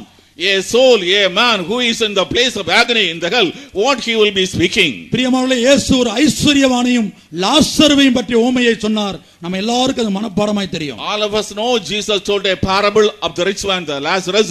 All of us know it by heart. பாதாளத்திலே ஒரு பகுதியிலே வேதனைப்படக்கூடிய இடத்திலே காணப்படக்கூடிய ஐஸ்வரியவான், இளைப்பாற ஸ்தலத்திலே காணப்படக்கூடிய அந்த ஆபிரகாம் இடத்திலே பேசினான். The rich man was on the one side of the hell, that was in the place of torment. He was speaking to the other side where the Lazarus was in a comfortable condition. அவன் எதை பற்றி பேசினான்? What he spoke about? அவனுடைய பேச்சு எதை பற்றியதாக இருந்தது? What was the topic of the discussion? பிரியமானவர்களே, நான் வேதனைப்படுவது போல பூமியிலே எனக்கு 5 சகோதரர்கள் உண்டு, ஒருவரும் இந்த இடத்திற்கு வரக்கூடாது. I undergo a lot of pain like that. there are 5 brothers in the world to me, they should not come to this place. இந்த களக்காடு கன்வென்ஷனுக்காக எத்தனையோ பரிசுத்தவான்கள் தேவ ஜனங்கள் ஜெபித்தது மாத்திரமல்ல, For the Kalakad convention, not only many saints and the people of God prayed. பூமியின் தாழ்விடத்திலே வேதனைப்படக்கூடிய இடத்திலே காணப்படுகிற ஒவ்வொரு ஆத்துமாவும் இந்த களக்காடு கன்வென்ஷனை நோக்கி பார்த்து ஜெபித்துக் கொண்டிருக்கிறது. Every soul in the other parts of the earth, in the hell, they have been praying, looking on the Kalakad convention. மெய்யான தேவனை அறியாமல் பாவ மன்னிப்பை பெற்றுக்கொள்ளாமல் மனம் திரும்பாமல் நாங்கள் தான் பாதாளத்துக்கு வந்து விட்டோம். Not knowing the true God, not accepting remission of sins, without receiving forgiveness, we have come to the hell. இந்த களக்காடு கூட்டத்தின் மூலமாக ஒரு பகுதி ஜனங்கள் இந்த கூட்டத்திலாவது மனம் திரும்ப மாட்டார்களா, இயேசுவை இரட்சகராக ஏற்றுக்கொள்ள மாட்டார்களா? Through this Kalakad meeting itself, will not one group of people accept Jesus Christ and repent from sins? இதோ பூமியின் தாழ்விடங்களிலிருந்து ஒரு ஜெப சத்தம் வேதனையின் கூக்குரல் தொனித்துக் கொண்டிருக்கிறது. From the other parts of the earth, a groaning voice of lamentation is coming out. பாதாளத்திலே இருந்து ஒரு சத்தியம் புறப்பட்டு வருகிறது, மனம் திரும்புங்கள். A truth is coming out from the other parts of the earth. Hell, you repent. அவன் என்ன சொல்கிறான்? பூமியில் எனக்கு 5 சகோதரர்கள் உண்டு. What does he say? I have 5 brothers on the earth. லாசருவை அனுப்பினால் அவர்கள் மனம் திரும்புவார்கள். If you send Lazarus, they will repent. அப்ப பாதாளத்துக்கு அவன் எப்படி போனா? How he went to hell?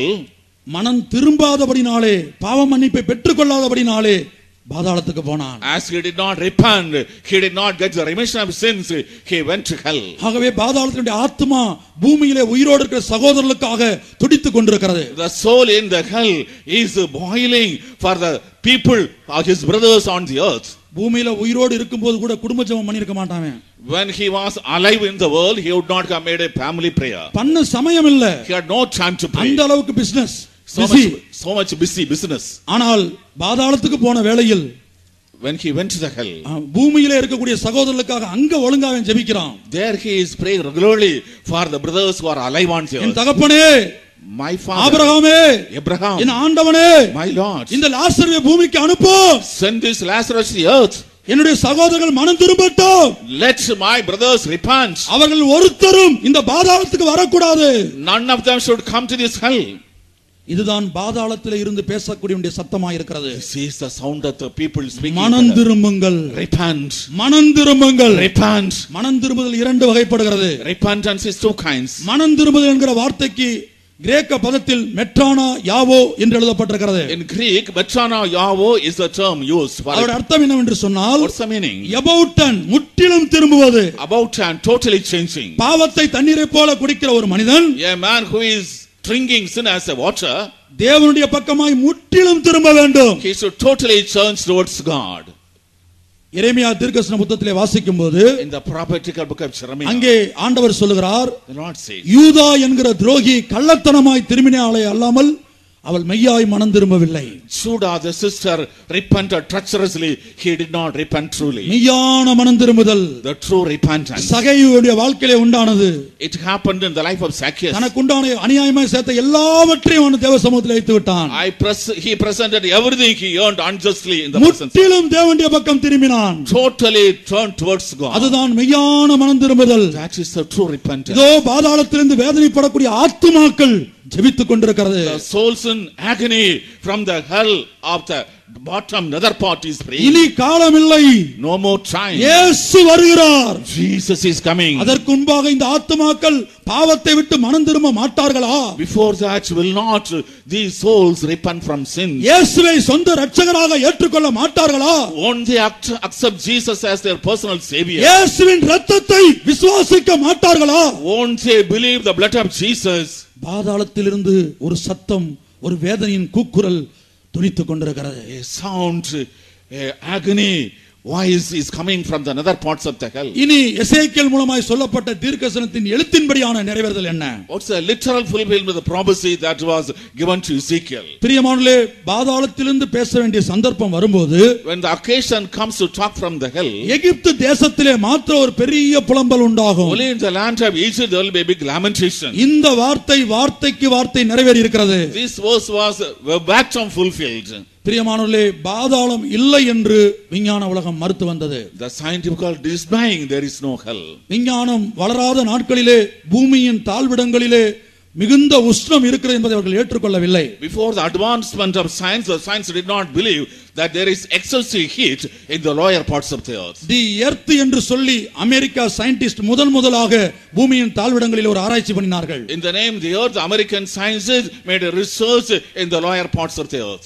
முதலாக 2500 இருந்து 3400 வரைக்கும் 3400 டிகிரி செல்சியஸ் வரைக்கும் பூமியின் தாழ்விடத்திலே உஷ்ணம் இருப்பதாக, வெப்பம் இருப்பதாக ஒத்துக்கொண்டார்கள். From 2500 Celsius to 3500 Celsius in the lower parts of the earth, the heat is prevailing, they accept it. அடுத்தபடியாக ஜியோபிசிக்ஸ் எர்த் இன்டீரியர் என்று சொல்லக்கூடிய கனடா ரிசர்ச் பிரிவு மறுபடியும் ஒரு ஆராய்ச்சி பண்ணி 5500 டிகிரி செல்சியஸ் பூமியின் தாழ்விடங்களிலே இருப்பதாக சொன்னார்கள். Geophysics Earth Center in Canada, they made research, they concluded up to 5500 degrees Celsius there is heat in the nether part. ஆனால் சமீபத்திலே ஒரு விஞ்ஞானிகள் குழு ஆராய்ச்சி பண்ணி வெளியிட்டிருக்கிறது, பூமியின் தாழ்விடங்களிலே குறிக்கப்பட்ட தூரம் மாத்திரமே அவர்கள் இறங்கி இருக்கிறார்கள். இப்பொழுது சொல்கிறார்கள் 7000 டிகிரி செல்சியஸ் வெப்பம் பூமிக்கடியிலே காணப்படுகிறது. Recently the scientific group made a research up to a particular level in the earth and they concluded up to 7000 degrees Celsius there is heat in the nether parts. இன்னும் ஆழமான இடங்களிலே வேதம் சொல்லக்கூடிய இடத்திலே விஞ்ஞான உலகம் இறங்கவில்லை. The scientific world did not descend to the places mentioned in the scripture by God. அடுத்து விஞ்ஞான உலகம் மறுதலித்த விஷயம், மரித்து போன ஒரு மனிதனுடைய ஆத்மா, ஒரு பாவியுடைய ஆத்மா வேதனைப்படக்கூடிய இடத்துக்கு போகிறது என்பதை விஞ்ஞான உலகம் மறுதலித்தது. Then the scientific world was denying a soul which is committing sin, it is going to the place of torment, hell after death. ஆனால் பிரியமானவர்களே, ரஷ்யாவிலே சமீபத்திலே சைபீரியா என்று சொல்லக்கூடிய இடத்தில் டாக்டர் அசாக்கோ என்கிற கம்யூனிஸ்ட் விஞ்ஞானி அவருடைய தலைமையிலே ஒரு ஆராய்ச்சி பூமிக்கடியிலே பண்ணார்கள், எண்ணெய் கிணறு பற்றிய ஆராய்ச்சி. Recently in the country of Russia, in Siberia, under the head Dr. Ashoka, a scientific team made research with the purpose of digging well in the earth. அதனுடைய ஒரிஜினல் படத்தை தான் இங்கே பார்க்கிறீர்கள். You see the original photocopy of it. இவர்தான் doctor அசாக்கோ. He is Dr. Ashoka. அவருடைய டீம்ல காணப்பட்ட மற்றவர்கள் இவர்கள். Other members of the team. பூமியின் தாழ்விடத்திலே அவர்கள் துளையிட்டதான அந்த ஒரிஜினல் படத்தை தான் இங்கே பார்க்கிறோம். They were drilling in the nether parts of the earth we see here. இப்படி அவர்கள் ஆராய்ச்சி பண்ணின வேளை, இவர் ஒரு கம்யூனிஸ்ட் விஞ்ஞானி. He was a communist scientist. அவர் ஆராய்ச்சி பண்ணின வேளையில் when he did research, ஒரு குறிக்கப்பட்ட தூரத்துக்கு பிற்பாடு இந்த மெஷின் உள்ள இறங்கவில்லை. After a particular distance, drilling machine should not go further. அப்போ ஒரு மைக்ரோஃபோனை விட்டு அவர்கள் வெளியே எடுத்தபோது அங்கே பல லட்சக்கணக்கான ஆத்துமாக்களுடைய வேதனையின் கூக்குரல் கேட்டது. They inserted a microphone inside it and took it out. They were able to hear the lamentation, the screams of lakhs and rivers of people. ரஷ்யாவிலே நடந்த சம்பவம் இது. It took place in Russia. ஒரு முறைக்கு பல முறை திரும்ப ஆராய்ச்சி பண்ணினார்கள். Repeatedly, again and again, they did experiments. ஒரு மனிதனுடைய ஆத்துமாவல்ல, not one soul. பல்வேறு பாஷைகளிலே ஐயோ என்று கதறக்கூடியதான, பல்வேறு பாஷையை சேர்ந்தவர்கள் பல்வேறு பாஷைகளிலே கத்தக்கூடியதான ஒரு சத்தம் அங்கே கேட்டது. People belonging to various languages, they were screaming, oh alas, that screaming sound was recorded. இந்த ஆராய்ச்சியிலே சிலர் பயந்து இந்த ரிசர்ச்சை விட்டு விலகி போய் விட்டார்கள். Fearing the screaming sound, some people left from the team of research work. பிரியமானவர்களே, அந்த டாக்டர் அசாக்கோ என்று சொல்லக்கூடியவர் தன்னுடைய பேட்டியிலே கொடுத்திருக்கிறார், கடவுள் இருக்கிறார் என்பதை நான் ஏற்றுக்கொள்ளவில்லை. The Ashoka scientist has given an interview, I do not believe that there is God. பாதாளம் இருக்கிறது என்பதை நான் விசுவாசிக்கவில்லை. I do not believe there is a hell.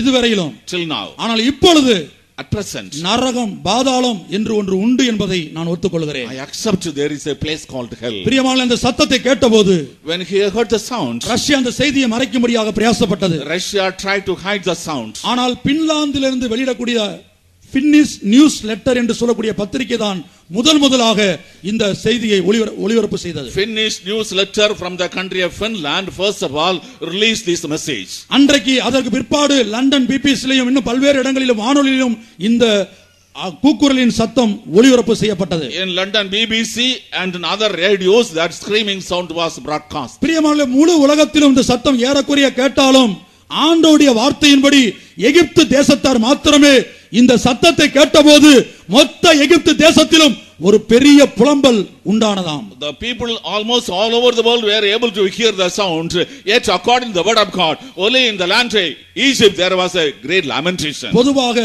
செத்து போன மனிதர்களுக்காக புலம்பல் பாடுகிற அனுபவம் எகிப்தியரிடத்திலே உண்டு. In the country Egypt, the experience singing lamentation songs for the dead people. இஸ்ரவேல் ஜனங்கள் எகிப்திலிருந்து வெளியே வந்தபோது அந்த பழக்கத்தை அவர்களும் பின்பற்றினார்கள். When Israelites came out of the land of Egypt, they followed that custom. ஆகவே தான் வேதத்திலே சில ராஜாக்கள் மரித்து போன போது அவர்கள் புலம்பல் பாடினதாக ஒரு வாரம் சில நாட்கள் துக்கம் கொண்டாடினதாக நாம் பார்க்கிறோம். When certain kings died, we come across the incident that they were observing lamentation. They were observing that death for a few days or 1 week. எகிப்து தேசத்திலே காணப்பட்டவர்கள் எங்களுடைய குடும்பத்திலே செத்து போனவர்கள் யாரும் இந்த கூக்குரலின் சத்தம் பாதாளத்தின் சத்தத்தை கேட்கிறோமே, எங்களுடைய சொந்தக்காரர்கள் எங்கள் குடும்பத்தில் உள்ளவர்கள் யாராயிலும் இங்கே போய்விட்டார்களோ என்று சொல்லி கூக்குரலிட்டார்களாம். The people in the country Egypt had a lamentation. If at all our relatives who are dead, if they are here, their voice may be also mingled there. கர்த்தருடைய பரிசுத்த நாமத்திற்கு மகிமை உண்டாகட்டும். Praise be to the holy name of God. பிரியமானவர்களே, அந்த சத்தத்தை நாம் இப்போது கேட்போம். Beloved, let us hear the sound now.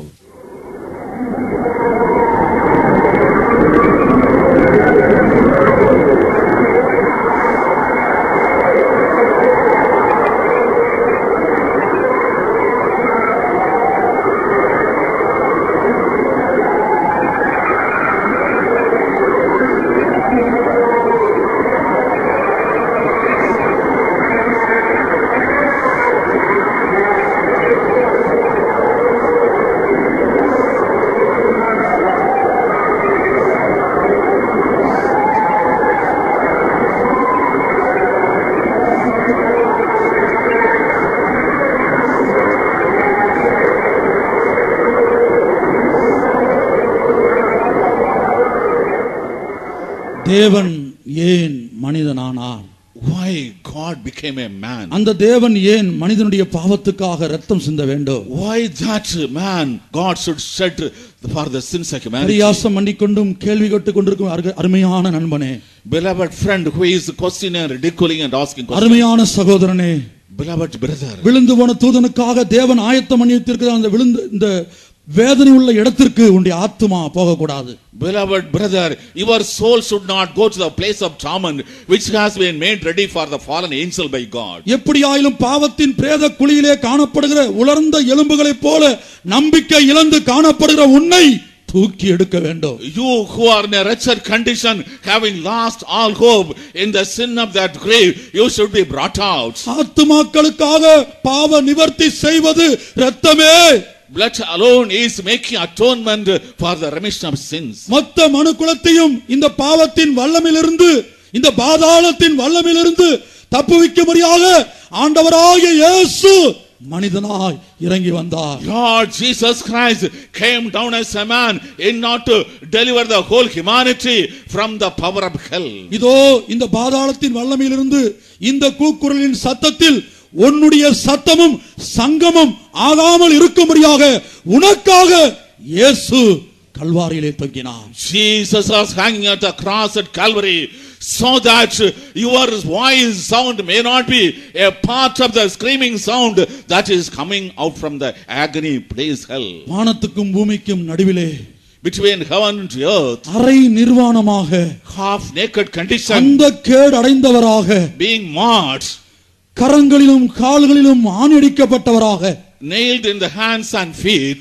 தலையிலே முள்முடி சூட்டப்பட்டவராக, crowned with crown of thorns on the head, இதோ சொட்டு சொட்டாக, drop by drop, அவருடைய விலையேறப்பட்ட இரத்தம் இந்த களக்காட்டிலே விழுந்து கொண்டிருக்கிறது. his precious blood is dropping at Kalaka. இயேசுவின் இரத்தத்தை நீ விசுவாசிப்பாய் ஆனால், If you believe the blood of Jesus, இயேசுவின் இரத்தம் சகல பாவங்களையும் நீக்கி உன்னை சுத்திகரிக்கும். the blood of Jesus Christ cleanses you from all your sins. நான் விசுவாசியா இருக்கிற நாட்களில் When I was a believer, ஒரு ஈரோடு கன்வென்ஷன் நடந்து கொண்டிருந்தது. convention was taking place at Europe. ஒரு பிசாசு பிடித்த நபரை கொண்டு வந்தார்கள். A demon possessed person was brought. அன்றைக்கு பாஸ்டர் அருள்தாஸ் அவர்கள் ஜெபித்தார். On that day, Pastor Aruldas இப்படி prayed. வெறும் கையை காட்டி He showed the empty hand, அந்த பிசாசு பிடிச்ச நபருடைய வாயில் வைத்து, kept in the mouth of the person possessed with அவருடைய the கை demon. வெறும் கைதான். His hand was இதோ empty. இயேசுவின் இரத்தத்தை நான் உனக்கு குடிக்க கொடுக்கிறேன். Here I give the blood of Jesus. Our to சொன்னார், you. இயேசுவின் இரத்தத்தை நான் குடிக்க கொடுக்கிறேன். He said, I give the blood of Jesus. to பிரியமானவர்களே, you. நாங்கள் கண்களை மூடி இருந்தோம். We closed our eyes. கோயம்புத்தூர்ல இருந்து கிட்டத்தட்ட அநேக வாலிபர்கள் நாங்கள் அங்கே போயிருந்தோம். Many young people, brother, youth came from Coimbatore. எங்கள் கண்களை மூடி நாங்கள் பார்த்தபோது When we closed our eyes, and our saw, வெறும் கையை தான் காட்டினார். he showed the empty ஆனால் hand. எங்கள் கண்களுக்கு முன்பாக But before our அவருடைய eyes, கரத்திலிருந்து சொட்டு சொட்டாக இயேசுவின் ரத்தம் அந்த வாயிலே விழுந்தது. from his hands, drop by drop. அன்றைக்கே அந்த நபருக்கு விடுதலை உண்டாயிற்று. That day, that person was இது எதை delivered. காட்டுகிறது? What does it நீ show? எப்போதெல்லாம் இயேசுவின் ரத்தத்தை அறிக்கையிடுகிறாயோ, Whenever you confess the blood of நீ Jesus, எந்த இடத்திலே இருந்து in whatever place இந்த you live, இயேசுவின் ரத்தத்தை விசுவாசிப்பாயானால், you believe the blood of நீ Jesus. If அறிக்கையிடுவாயானால், you confess, அந்த இடத்துக்கு இயேசுவின் ரத்தம் இறங்கி வருகிறது. the blood of Jesus descends to that particular place. இதோ இந்த களக்காட்டிலே At Kalaka, இயேசுவின் ரத்தம் பெருக்கெடுத்து the ஓடிக்கொண்டிருக்கிறது. blood of Jesus is flowing, overflowing. நீங்களோ தெளிக்கப்படும் ரத்தத்தின் கீழ் வந்து சேர்ந்தீர்கள். You have come under the blood that is sprinkled. உங்கள் எத்தனை பேர் விசுவாசிக்கிறீர்கள்? How many of you believe it? விழுந்து போன தூதன் The fallen angel, வருட கணக்காக for many years, சில பாவங்களுக்கு, for certain sins, ரகசிய பாவங்களுக்கு, secret sins, சில பயங்கரமான வியாதிகளுக்கு terrible sickness, உங்களை கட்டி வைக்க கூடுமானால், if he could bind, அவன் ஒரு விழுந்து போன தூதன் என்பதை மறக்க வேண்டாம். don't forget he is a fallen angel. தேவன் தான் அவனை உண்டாக்கினார். God himself made him. தேவன் தான் அவனுக்கு பலத்தை கொடுத்தார். God himself gave him தேவன் strength. தான் ஞானத்தை கொடுத்தார். God himself gave him அவன் wisdom. விழுந்து போய் விட்டான். He is fallen. விழுந்து போன தூதன். The fallen நம்ம angel. ஒவ்வொரு ஜீவித்தை நாம் நிதானிப்போம். Let us meditate about each one. உங்களில் சிலர் பல வியாதிகளால் கட்டப்பட்டிருக்க கூடும். Some of you are bound with சில sickness. ரகசிய பாவங்களுக்கு அடிமைப்பட்டிருக்க கூடும். You are enslaved to secret sins. பல நாட்கள் ஜெபித்தும் உபவாசித்தும் விடுதலை இல்லையே. You prayed for many days, fasted, no deliverance. அந்த எண்ணத்தோடு நம்பிக்கையை இழந்து ஒரு உலர்ந்து போன எலும்புகளாக நாம் காணப்படக்கூடும். With that condition, having lost all hopes in the condition, dry bones, you may be sin. இதோ எலும்புகள் நிறைந்த பள்ளத்தாக்குக்கு தேவன் நம்மை கொண்டு போய் The நிறுத்துகிறார். Lord is presenting us before the valley of bones. உன் நம்பிக்கை அற்று போய் இருக்கிறதோ, You are in lost hope. என் வாழ்க்கை இவ்வளவுதான் என்கிற முடிவோடு நீ இருக்கிறாயோ, You have come to the conclusion, my life has ended. மருத்துவர்கள் உன்னை கைவிட்டு விட்டார்களோ, Perhaps doctors forsook you. பில்லி சூனியங்களால் செய்வனிகளால் உன் குடும்பம் கட்டப்பட்டிருக்கிறதோ, By witchcraft magic is your house bound. ஒரே ஒரு கேள்வி, Only one question. இவை எல்லாமே விழுந்து போன தூதனால் உன் வாழ்க்கையில் நடந்து கொண்டிருக்கிறது. All these things are happening in your life through the fallen angel. விழுந்து போன தூதனுக்கு Through the fallen angel. இத்தனை வருட காலம் For so many உன்னை years. பாவத்திலே கட்டி வைக்க கூடுமானால், If I can bind you in sin, வியாதியிலே கட்டி வைக்க he கூடுமானால், can bind you in sickness. பல சாபத்திலே உன் குடும்பத்தை உன் வியாபாரத்தை கட்டி வைக்க He கூடுமானால், can bind your family and your business in curse. இதோ உனக்காக ரத்தம் சிந்தின இயேசு, Jesus who shedding his blood for our you. தேவ குமாரன், He is the son of God. வானத்தையும் பூமியை உண்டாக்கின தேவனுக்கு ஒரே பேரான குமாரன். Only begotten son of God who created the heaven and earth. அவருடைய ரத்தத்துக்கு வல்லமை இல்லையோ?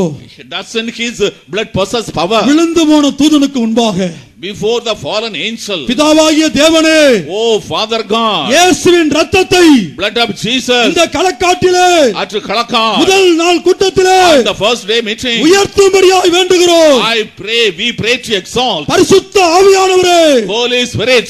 திருத்துவத்தின் மூன்றாவது தேவனே, The third person of Trinity. தன்னுடைய கடைசி சொட்டு ரத்தத்தையும் For last drop of blood. விழுந்து போன தூதனின் பிடியிலிருந்து, From the clutches of the fallen angel. அந்த பிரேத குழியிலிருந்து, From that grave. அந்த உலர்ந்த எலும்புகளை உயிரடையும்படியாக, It's not to give life to the dry bones. உயிர்ப்பிக்கும் ஆவியாக, Quickening spirit. பிந்தின ஆதாமாக As the second Adam. இறங்கி வந்தாரே இயேசு. Jesus came down to the earth. பிதாவே, Oh Father. நீர் உம்முடைய குமாரனை மகிமைப்படுத்தாவிட்டால், If you do not glorify your son. பரிசுத்த ஆவியானவரே, Oh Spirit of God. இயேசுவின் தழும்புகளை, The stripes of Jesus. அதிலே உண்டாகிற குணமாக்குற வல்லமையை The healing power in it. இந்த கூட்டத்திலே நீங்கள் வெளிப்படுத்தாவிட்டால், In this meeting, if you are not manifesting. நாங்கள் யாரிடத்தில் போவோம் ஆண்டவரே? To whom we shall go, நாங்கள் Lord. எங்கே போவோம் ஆண்டவரே? Where shall we go, our நான் Lord? தேவனை நோக்கி கதறுகிறேன். I am crying unto இந்த God. கூட்டம் முடிய போகிறது. The meeting is ending. இந்த கூட்டம் முடிய போகிறது. போகிறது. The meeting is entering. முழங்காலில் நிற்கக்கூடியவர்கள் முழங்காலில் நில்லுங்கள். Those who can kneel down, please be on knees. நீங்கள் யாரும் உலர்ந்து போன எலும்பாக இந்த இடத்தை விட்டு போக கூடாது. Do not leave as a dry bone. நீ பிரேத குழியில் இருப்பது உண்மைதான். It's true, you are in grave. விழுந்து போன தூதன் வருஷக்கணக்காக உன்னை கட்டி வைத்தது உண்மைதான். The fallen angel has bound you for many years. True. விழுந்து போன தூதனுக்கு உன்னை கட்டி வைக்க கூடுமானால் the fallen angel can bind you. நான் விசுவாசிக்கிறேன். I believe. அந்தகார வல்லமைகளுக்கு சவால் விடுகிறேன். I challenge the powers of darkness. இயேசுவின் இரத்தத்துக்கு வல்லமை உண்டு. The blood of Jesus is possessing power. இயேசுவின் தழும்புகளுக்கு உன் வியாதியை குணமாக்கக்கூடிய சக்தி உண்டு. The stripes of Jesus are possessing the power to heal your sickness. பாவத்தின் அடிமைத்தனத்திலிருந்து இதோ இயேசுவின் இரத்தம் நீ இருக்கிற இடத்தை தேடி வருகிறது. The blood of Jesus is coming to the place where you are sitting to deliver you from the clutches of sin. பூமியிலே நான் உம்மை மகிமைப்படுத்தினேன். I glorified thee in the பூமியிலே நான் உம்மை மகிமைப்படுத்தினேன். I glorified thee on earth. இப்படி சொல்லி சொல்லியே மொத்த மனுக்குலத்துக்காகவும் இயேசு ரத்தம் சிந்தி இருக்கிறார். Saying like this, Jesus shedding his blood for the whole humanity. ஐயோ தீர்க்கதரிசன வார்த்தைகள் நிறைவேறிக் கொண்டிருக்கிறது. Alas, the prophecies are fulfilled. ஆண்டவர் பிரேத குழிகளை திறந்தாரே. God has opened the graves. அந்த உலர்ந்த எலும்புகளை உயிரடைய பண்ணினாரே. He gave life to the dry bones. ஏசாயா தீர்க்கதரிசி கேட்கிறார். The prophet Isaiah is asking, கர்த்தாவே உம்முடைய வல்லமை எங்கே? Oh Lord, where is thy power? உம்முடைய வைராக்கியம் எங்கே? Where is thy zeal? ஆழங்களிலே உம்முடைய ஜனங்களை நடக்க பண்ணினீரே அந்த வல்லமை எங்கே? You made your people to walk in the depth. Where is that power? சமுத்திரத்திலிருந்து உம்முடைய மந்தையை ஏற பண்ணின தேவன் இப்பொழுது எங்கே? Oh Lord, you made your flock to come out of the ocean. Where is that God now? உங்கள் எத்தனை பேர் கேட்க போகிறீர்கள்? How many will ask it? சர்வ வல்லமையுள்ள தேவன் இங்கே இருக்கிறார். The Almighty God is present here. பிரியமானவர்களே, Beloved, பாதாளத்தின் வல்லமைக்கு நீங்கள் தப்ப வேண்டும். you are to be delivered from the power of hell. அதுக்கே தேவன் மனிதனானார். For that God became man. குற்றமில்லாத இரத்தத்தை சிந்தினார். He shed his sinless blood. கிருபாதார பலி இயேசுவே. Jesus is the propitiation for sin. இயேசு மாத்திரமே பாவங்களை மன்னிக்க அதிகாரம் படைத்தவர். Jesus alone has the power to forgive the sins. இதோ அந்த இயேசுவின் இரத்த நமத்திலே பெருக்கெடுத்து ஓடிக்கொண்டிருக்கிறது. The blood of Jesus is overflowing in our midst. நீங்களோ தெளிக்கப்படும் இரத்தத்தின் கீழ் வந்து சேர்ந்தீர்கள். You have come under the blood that is sprinkled. உங்கள் எத்தனை பேர் உணர்கிறீர்கள்? How many of you feel it? ஆண்டவரே, Oh Lord, இத்தனை வருட காலம் for so many இந்த years, ஆஸ்மா, இந்த கேன்சர், this cancer, இந்த brain fever, this brain fever, எப்படி எத்தனையோ வியாதிகள், so many diseases, வருஷ கணக்காக for many years என்னை கட்டி வைத்ததே. they have bound to me. ஆண்டவரே, Oh my அது Lord, விழுந்து போன தூதன் அல்லவா? is he not the fallen அது angel? விழுந்து போன தூதன் அல்லவா? Is he not a fallen ஒரு angel? ரகசிய பாவத்துக்கு For a secret sin, அநேக வருஷமாக for many years, நான் எவ்வளவு ஜெபித்தும், even though I prayed a lot, எவ்வளவு உபவாசித்தும் even though I fasted a lot, விடுதலை இல்லையே. no deliverance, Lord. அவன் விழுந்து போன தூதன் அல்லவா? He is after all a fallen angel. நான் இயேசுவின் இரத்தத்தை விசுவாசிக்கிறேன். I believe the blood of அவருடைய Jesus. தழும்புகளை I விசுவாசிக்கிறேன். believe his stripes. இந்த தீர்க்கதரிசன வார்த்தைகளை I விசுவாசிக்கிறேன். believe the words of prophecy. அந்த இயேசு நமத்திலே வந்திருக்கிறார். That Jesus is present நீங்கள் among us. ஒருவர் உலர்ந்த எலும்புகளாய் போக கூடாது. Nobody should go empty. நீ எந்த பிரேத குழியிலே In காணப்பட்டாலும், whatever grave you are, உன் பிள்ளைகளின் வாழ்க்கை, your children's உன் life, கணவனின் வாழ்க்கை, life of the உன் husband, விவாக வாழ்க்கை, wedded life, உன் வியாபார வாழ்க்கை your business life, பிரேத குழியில இருக்கலாம். it may be in grave. ஆனால் பிரேத குழியை தோண்டுகிற ஒரு தேவனை நாங்கள் உங்களுக்கு அறிமுகப்படுத்துகிறோம். I introduce a God who dug the grave. உயிரடைய பண்ணுகிற இயேசு, Jesus who resurrects. பிந்தின ஆதாமாக, The second Adam, உயிர்ப்பிக்கிற ஆவியாக becoming spirit. இந்த களக்காட்டிலே விஜயம் செய்திருக்கிறார். He visited at Kalakad. இப்பொழுதே விடுதலை, Right now deliverance. இரத்தத்தாலே விடுதலை, இரத்தத்தாலே விடுதலை,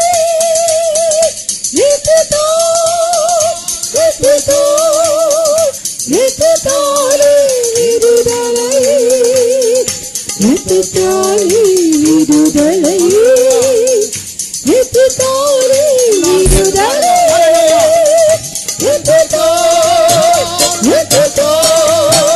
இரத்தத்தாலே விடுதலை, இரத்தத்தாலே விடுதலை.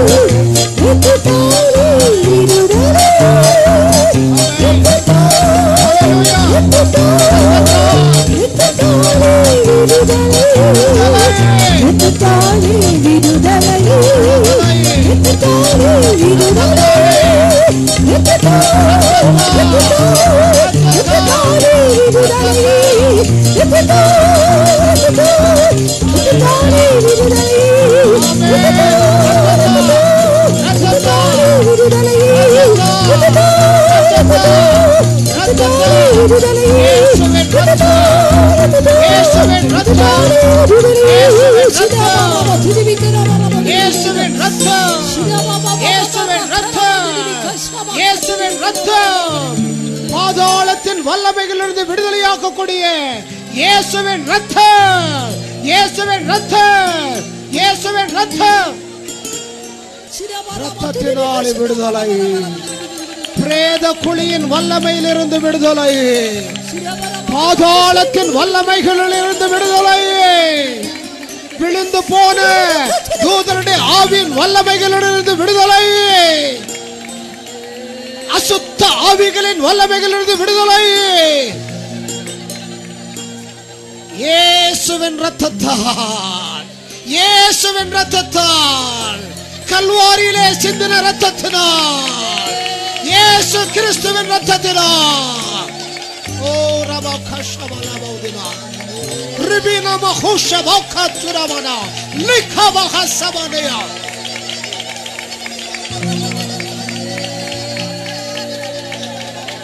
ஹalleluya. இயேசு, இயேசு, ஐயா உம்முடைய ரத்தம் எவ்வளவு மேன்மையானது ஐயா. ஐயா நீர் சிந்தின ரத்தம் எவ்வளவு மேன்மையானது. பிரேத குழியின் வல்லமையிலிருந்து எங்களை விடுதலையாக்கக்கூடியது அல்லவா. பாதாளத்தின் வல்லமைகளில் இருந்து எங்களை விடுவிக்கக்கூடியது அல்லவா. உம்முடைய ரத்தத்தை நாங்கள் விசுவாசிக்கிறோம், உம்முடைய ரத்தத்தை நாங்கள் விசுவாசிக்கிறோம், அந்த ரத்தத்தை நாங்கள் உரிமை பாராட்டுகிறோம். எஸ் ஹalleluya. லபகஷந்துர கலபௌயா ரிபினா மஹுஷபாயின வகத்ரா லிகசஹத்யவலாய். விடுதலை, விடுதலை.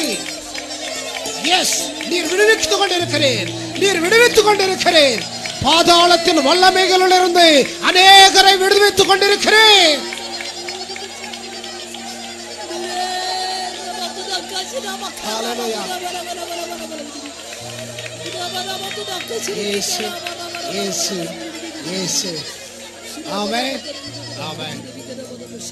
அருமையானவர்களே, நம்முடைய களக்காடு கன்வென்ஷனின் முதல் நாளிலே கர்த்தர் மகிமையோடு நம் மத்தியிலே இறங்கி வந்து நம் ஒவ்வொருவரோடு பேசியிருக்கிறார்.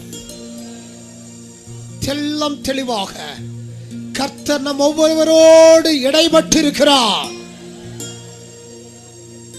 பிரேத குழியிலே காணப்படுகிறாயா? பயப்பட வேண்டாம்.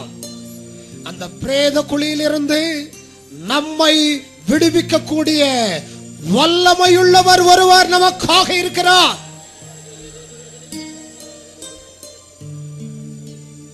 பாதாளத்தின் வல்லமைகளினாலே கஷ்டப்பட்டு கொண்டு நெருக்கத்தின் பாதையிலே போய் கொண்டிருக்கிறீர்களா? கலங்க வேண்டாம், கலங்க வேண்டாம். பாதாளத்தின் வல்லமைகளிலிருந்து நம்மை விடுவிக்கக்கூடியவர் ஒருவர் இருக்கிறார்.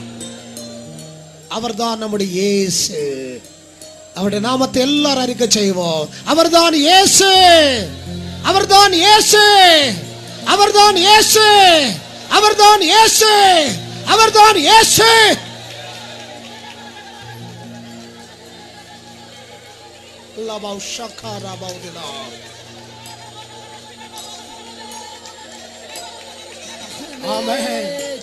இந்த இயேசு அந்த பாதாளத்தின் வல்லமைகளில் இருந்து நம்மை விடுவிப்பதற்காக, என்னை விடுவிப்பதற்காக, உங்களை விடுவிப்பதற்காக இதோ கல்வாரி சிலுவையிலே நமக்காக தம்முடைய ஜீவனையே தந்தாரே, தம்முடைய ரத்தத்தையே சிந்தினாரே. அந்த ரத்தம் வல்லமையுள்ள ரத்தம். ஹல்லேலூயா. அந்த ரத்தத்தை விசுவாசிக்கிற ஒவ்வொருவரும் பாக்கியம் பெற்றவர்கள். அந்த ரத்தத்தை விசுவாசிப்பதனாலே பிரேத குழிகளிலிருந்து நாம் வெளியே வர முடியும். பாதாளத்தின் வல்லமைகள் இருந்து நாம் வெளியே வர முடியும். அந்த ரத்தத்தை நான் விசுவாசிக்கிறேன் என்று எத்தனை பேர் உங்களுடைய வலது கரத்தை உயர்த்த முடியும்? உங்களுடைய கரங்களை கர்த்தர் பார்த்து கொண்டிருக்கிறார். பரலோகம் உங்களுடைய கரங்களை பார்த்து கொண்டிருக்கிறது. பரலோகத்தின் தூதர்கள் உங்களுடைய கரங்களை பார்த்து கொண்டிருக்கிறார்கள்.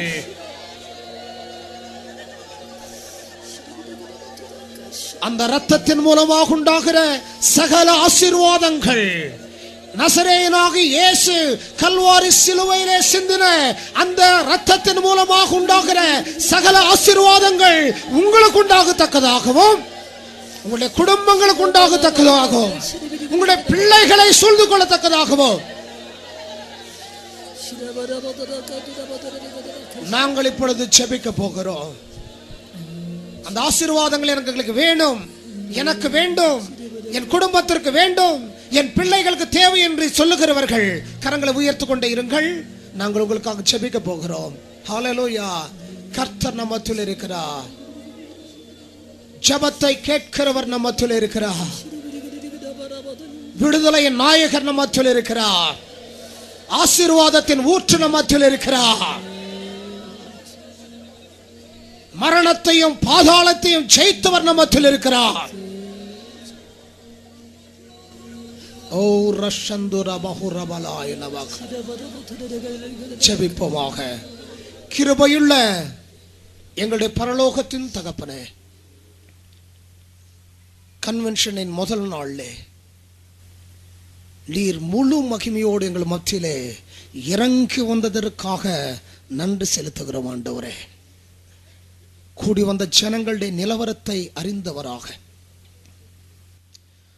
உம்முடைய ஜனங்களை நீர் சந்திக்க வேண்டும் என்கின்ற நோக்கத்தோடு, உம்முடைய ஜனங்களோடு இடைபட வேண்டும் என்கின்ற நோக்கத்தோடு மகிமையின் தேவனாக எங்கள் மத்தியிலே இறங்கி வந்ததற்காக நாங்கள் உமக்கு நன்றி செலுத்துகிறோம். உம்முடைய தாசர்களை நீர் அபிஷேகம் பண்ணினதுக்காக ஸ்தோத்திரம். அபிஷேகம் பண்ணப்பட்ட வார்த்தைகளோடு கூட உம்முடைய ஜனங்களோடு நீர் இடைப்பட்டு கொண்டிருந்தீர், அதற்காக ஸ்தோத்திரம். ஆண்டவரே, நீர் எந்த நோக்கத்திற்காக மனிதனாக பூமிக்கு வந்தீர் என்பதும், எந்த நோக்கத்திற்காக கல்வாரி சிலுவையிலே உம்முடைய ஜீவனை தந்தீர் என்பதும், கல்வாரி சிலுவையிலே நீர் உம்முடைய ரத்தத்தை சிந்தின நோக்கத்தை தெல்லம் தெளிவாக ஒருமுறை கூட உம்முடைய ஜனங்களுடைய காதுகளிலே கேட்கத்தக்கதாக உதவி செய்தீரே, உமக்கு நன்றி செலுத்துகிறோம் ஐயா, உமக்கு நன்றி செலுத்துகிறோம். இந்த சத்தத்தை கேட்டவர்கள் பாக்கியம் பெற்றவர்கள். ஏனென்றால் இந்த சத்தமானது கல்லறையை, பிரேத குழிகளை திறக்கக்கூடிய சத்தம் அல்லவா ஆண்டவரே? அந்த பிரேத குழியின் அனுபவத்திலே காணப்படுகிறவர்கள் யாராயிருந்தாலும் அவர்களை விடுவிக்க உம்மால முடியும். பாதாளத்தின் வல்லமைகளாலே கட்டப்பட்ட நிலவரத்தில் இருக்கிற கூடிய சூழ்நிலையிலே காணப்படுகிறவர்கள் யாராயிருந்தாலும் அவர்களை விடுதலையாக்க உம்மால முடியும். அதற்காக கல்வாரி சிலுவையை இதோ நோக்கி பார்த்து கொண்டிருக்கிறார்கள் ஐயா. கல்வாரி சிலுவையை நோக்கி பார்த்து கொண்டிருக்கிற ஒவ்வொருவருக்காக நாங்கள் ஜெபிக்கிறோம். அந்த கல்வாரி சிலுவையிலே சிந்தின அந்த திரு ரத்தத்தினாலே உண்டாகிற வல்லமை ஒவ்வொருவரை ஆட்கொள்ளட்டும், ஒவ்வொருவர் மேலும் வந்து இறங்கட்டும், ஒவ்வொருவர் மேலும் வந்து இறங்கட்டும், ஒவ்வொருவர் மேலும் வந்து இறங்கட்டும். பாவத்தினாலே கட்டப்பட்ட நிலவரத்தில் இருக்கிறவர்களை, பிரேத குழியிலே காணப்படுகிற அந்த அசுத்தமான அருவருப்பான துர்நாற்றம் அடித்துக் கொண்டிருக்கிற நிலவரத்திலே காணப்படுகிற ஒவ்வொருவரையும் இந்த திரு ரத்தத்தின் வல்லமையின் மூலமாக நீர் விடுவிப்பீராக. நாங்களும் அவர்களை விடுவிக்கிறோம், இயேசுவின் நாமத்தினால் விடுவிக்கிறோம். பாதாளத்தின் வல்லமைகள் அவர்களை விட்டு விலகி போகட்டும். அவர்களுடைய குடும்பங்களை விட்டு விலகி போகட்டும். அவருடைய வியாதிகள் குணமடையட்டும். அவருடைய சாபங்கள் அகன்று போகட்டும். பில்லி சூன்யத்தின் கட்டுகள் அவிழ்க்கப்படட்டும். ஓ ரபோ சந்துலா பஹுரபா நங்கரா ஹத்துரபனா. நன்றி அப்பா இயேசுவே, நீர் இறங்கி கிரியை செய்து கொண்டிருக்கிறீர். உமக்கு நன்றி செலுத்துகிறோம். உமக்கு நன்றி செலுத்துகிறோம் அப்பா. ஒரு முறை கூட இந்த அருமையானவர்கள் ஒவ்வொருவரையும் அவர்கள் குடும்பங்களையும் உம்முடைய பாதுகாப்பின் கரங்களுக்கு அர்ப்பணிக்கிறோம் ஆண்டவரே. ஆண்டவரே, கல்வாரி சிலுவையிலே சிந்தின அந்த இரத்தத்தின் கோட்டைக்குள்ளே யாவரையும் வைத்து பாதுகாப்பீராக. இன்றைக்கு கேட்ட இந்த சுவிசேஷத்தின் மூலமாக மாபெரும் விடுதலை அடைந்து ஆண்டவரே உமக்கு ஜீவனுள்ள சாட்சிகளாக தொடர்ந்து ஜீவிக்க இந்த கூட்டத்தில் பங்கு பெற்ற ஒவ்வொருவருக்கும் நீர் உதவி செய்யும். ஒவ்வொருவருக்கும் நீர் உதவி செய்யும். பரமபிதாவே, அந்த கிருபை ஒவ்வொருவரை சூழ்ந்து கொள்ளட்டும். பரிசுத்த ஆவியானவர் ஒவ்வொருவருக்கு பலனை தருவீராக. பரிபூர்ண கிருபை யாவரை ஆளுகை செய்யட்டும். இயேசுவின் நாமத்தில் ஜெபம் கேளும் நல்ல பிதாவே. ஆமென், ஆமென். நம்முடைய கர்த்தராகிய இயேசு கிறிஸ்துவின் கிருபையும் பிதாவாகிய தேவனுடைய அன்பும் பரிசுத்த ஆவியானவருடைய ஐக்கியமும் நம் யாவரோடும் சகல பரிசுத்தவான்களோடும் இந்த கூட்டத்தில் பங்கு பெற்றிருக்கிற தேவனுடைய பிள்ளைகள் அனைவரோடும் இயேசு மகிமையிலே வெளிப்படும் நாள் பரியந்தமும் கூட இருப்பதாக. ஆமென், ஆமென். ஹல்லேலூயா, ஹல்லேலூயா, ஹல்லேலூயா.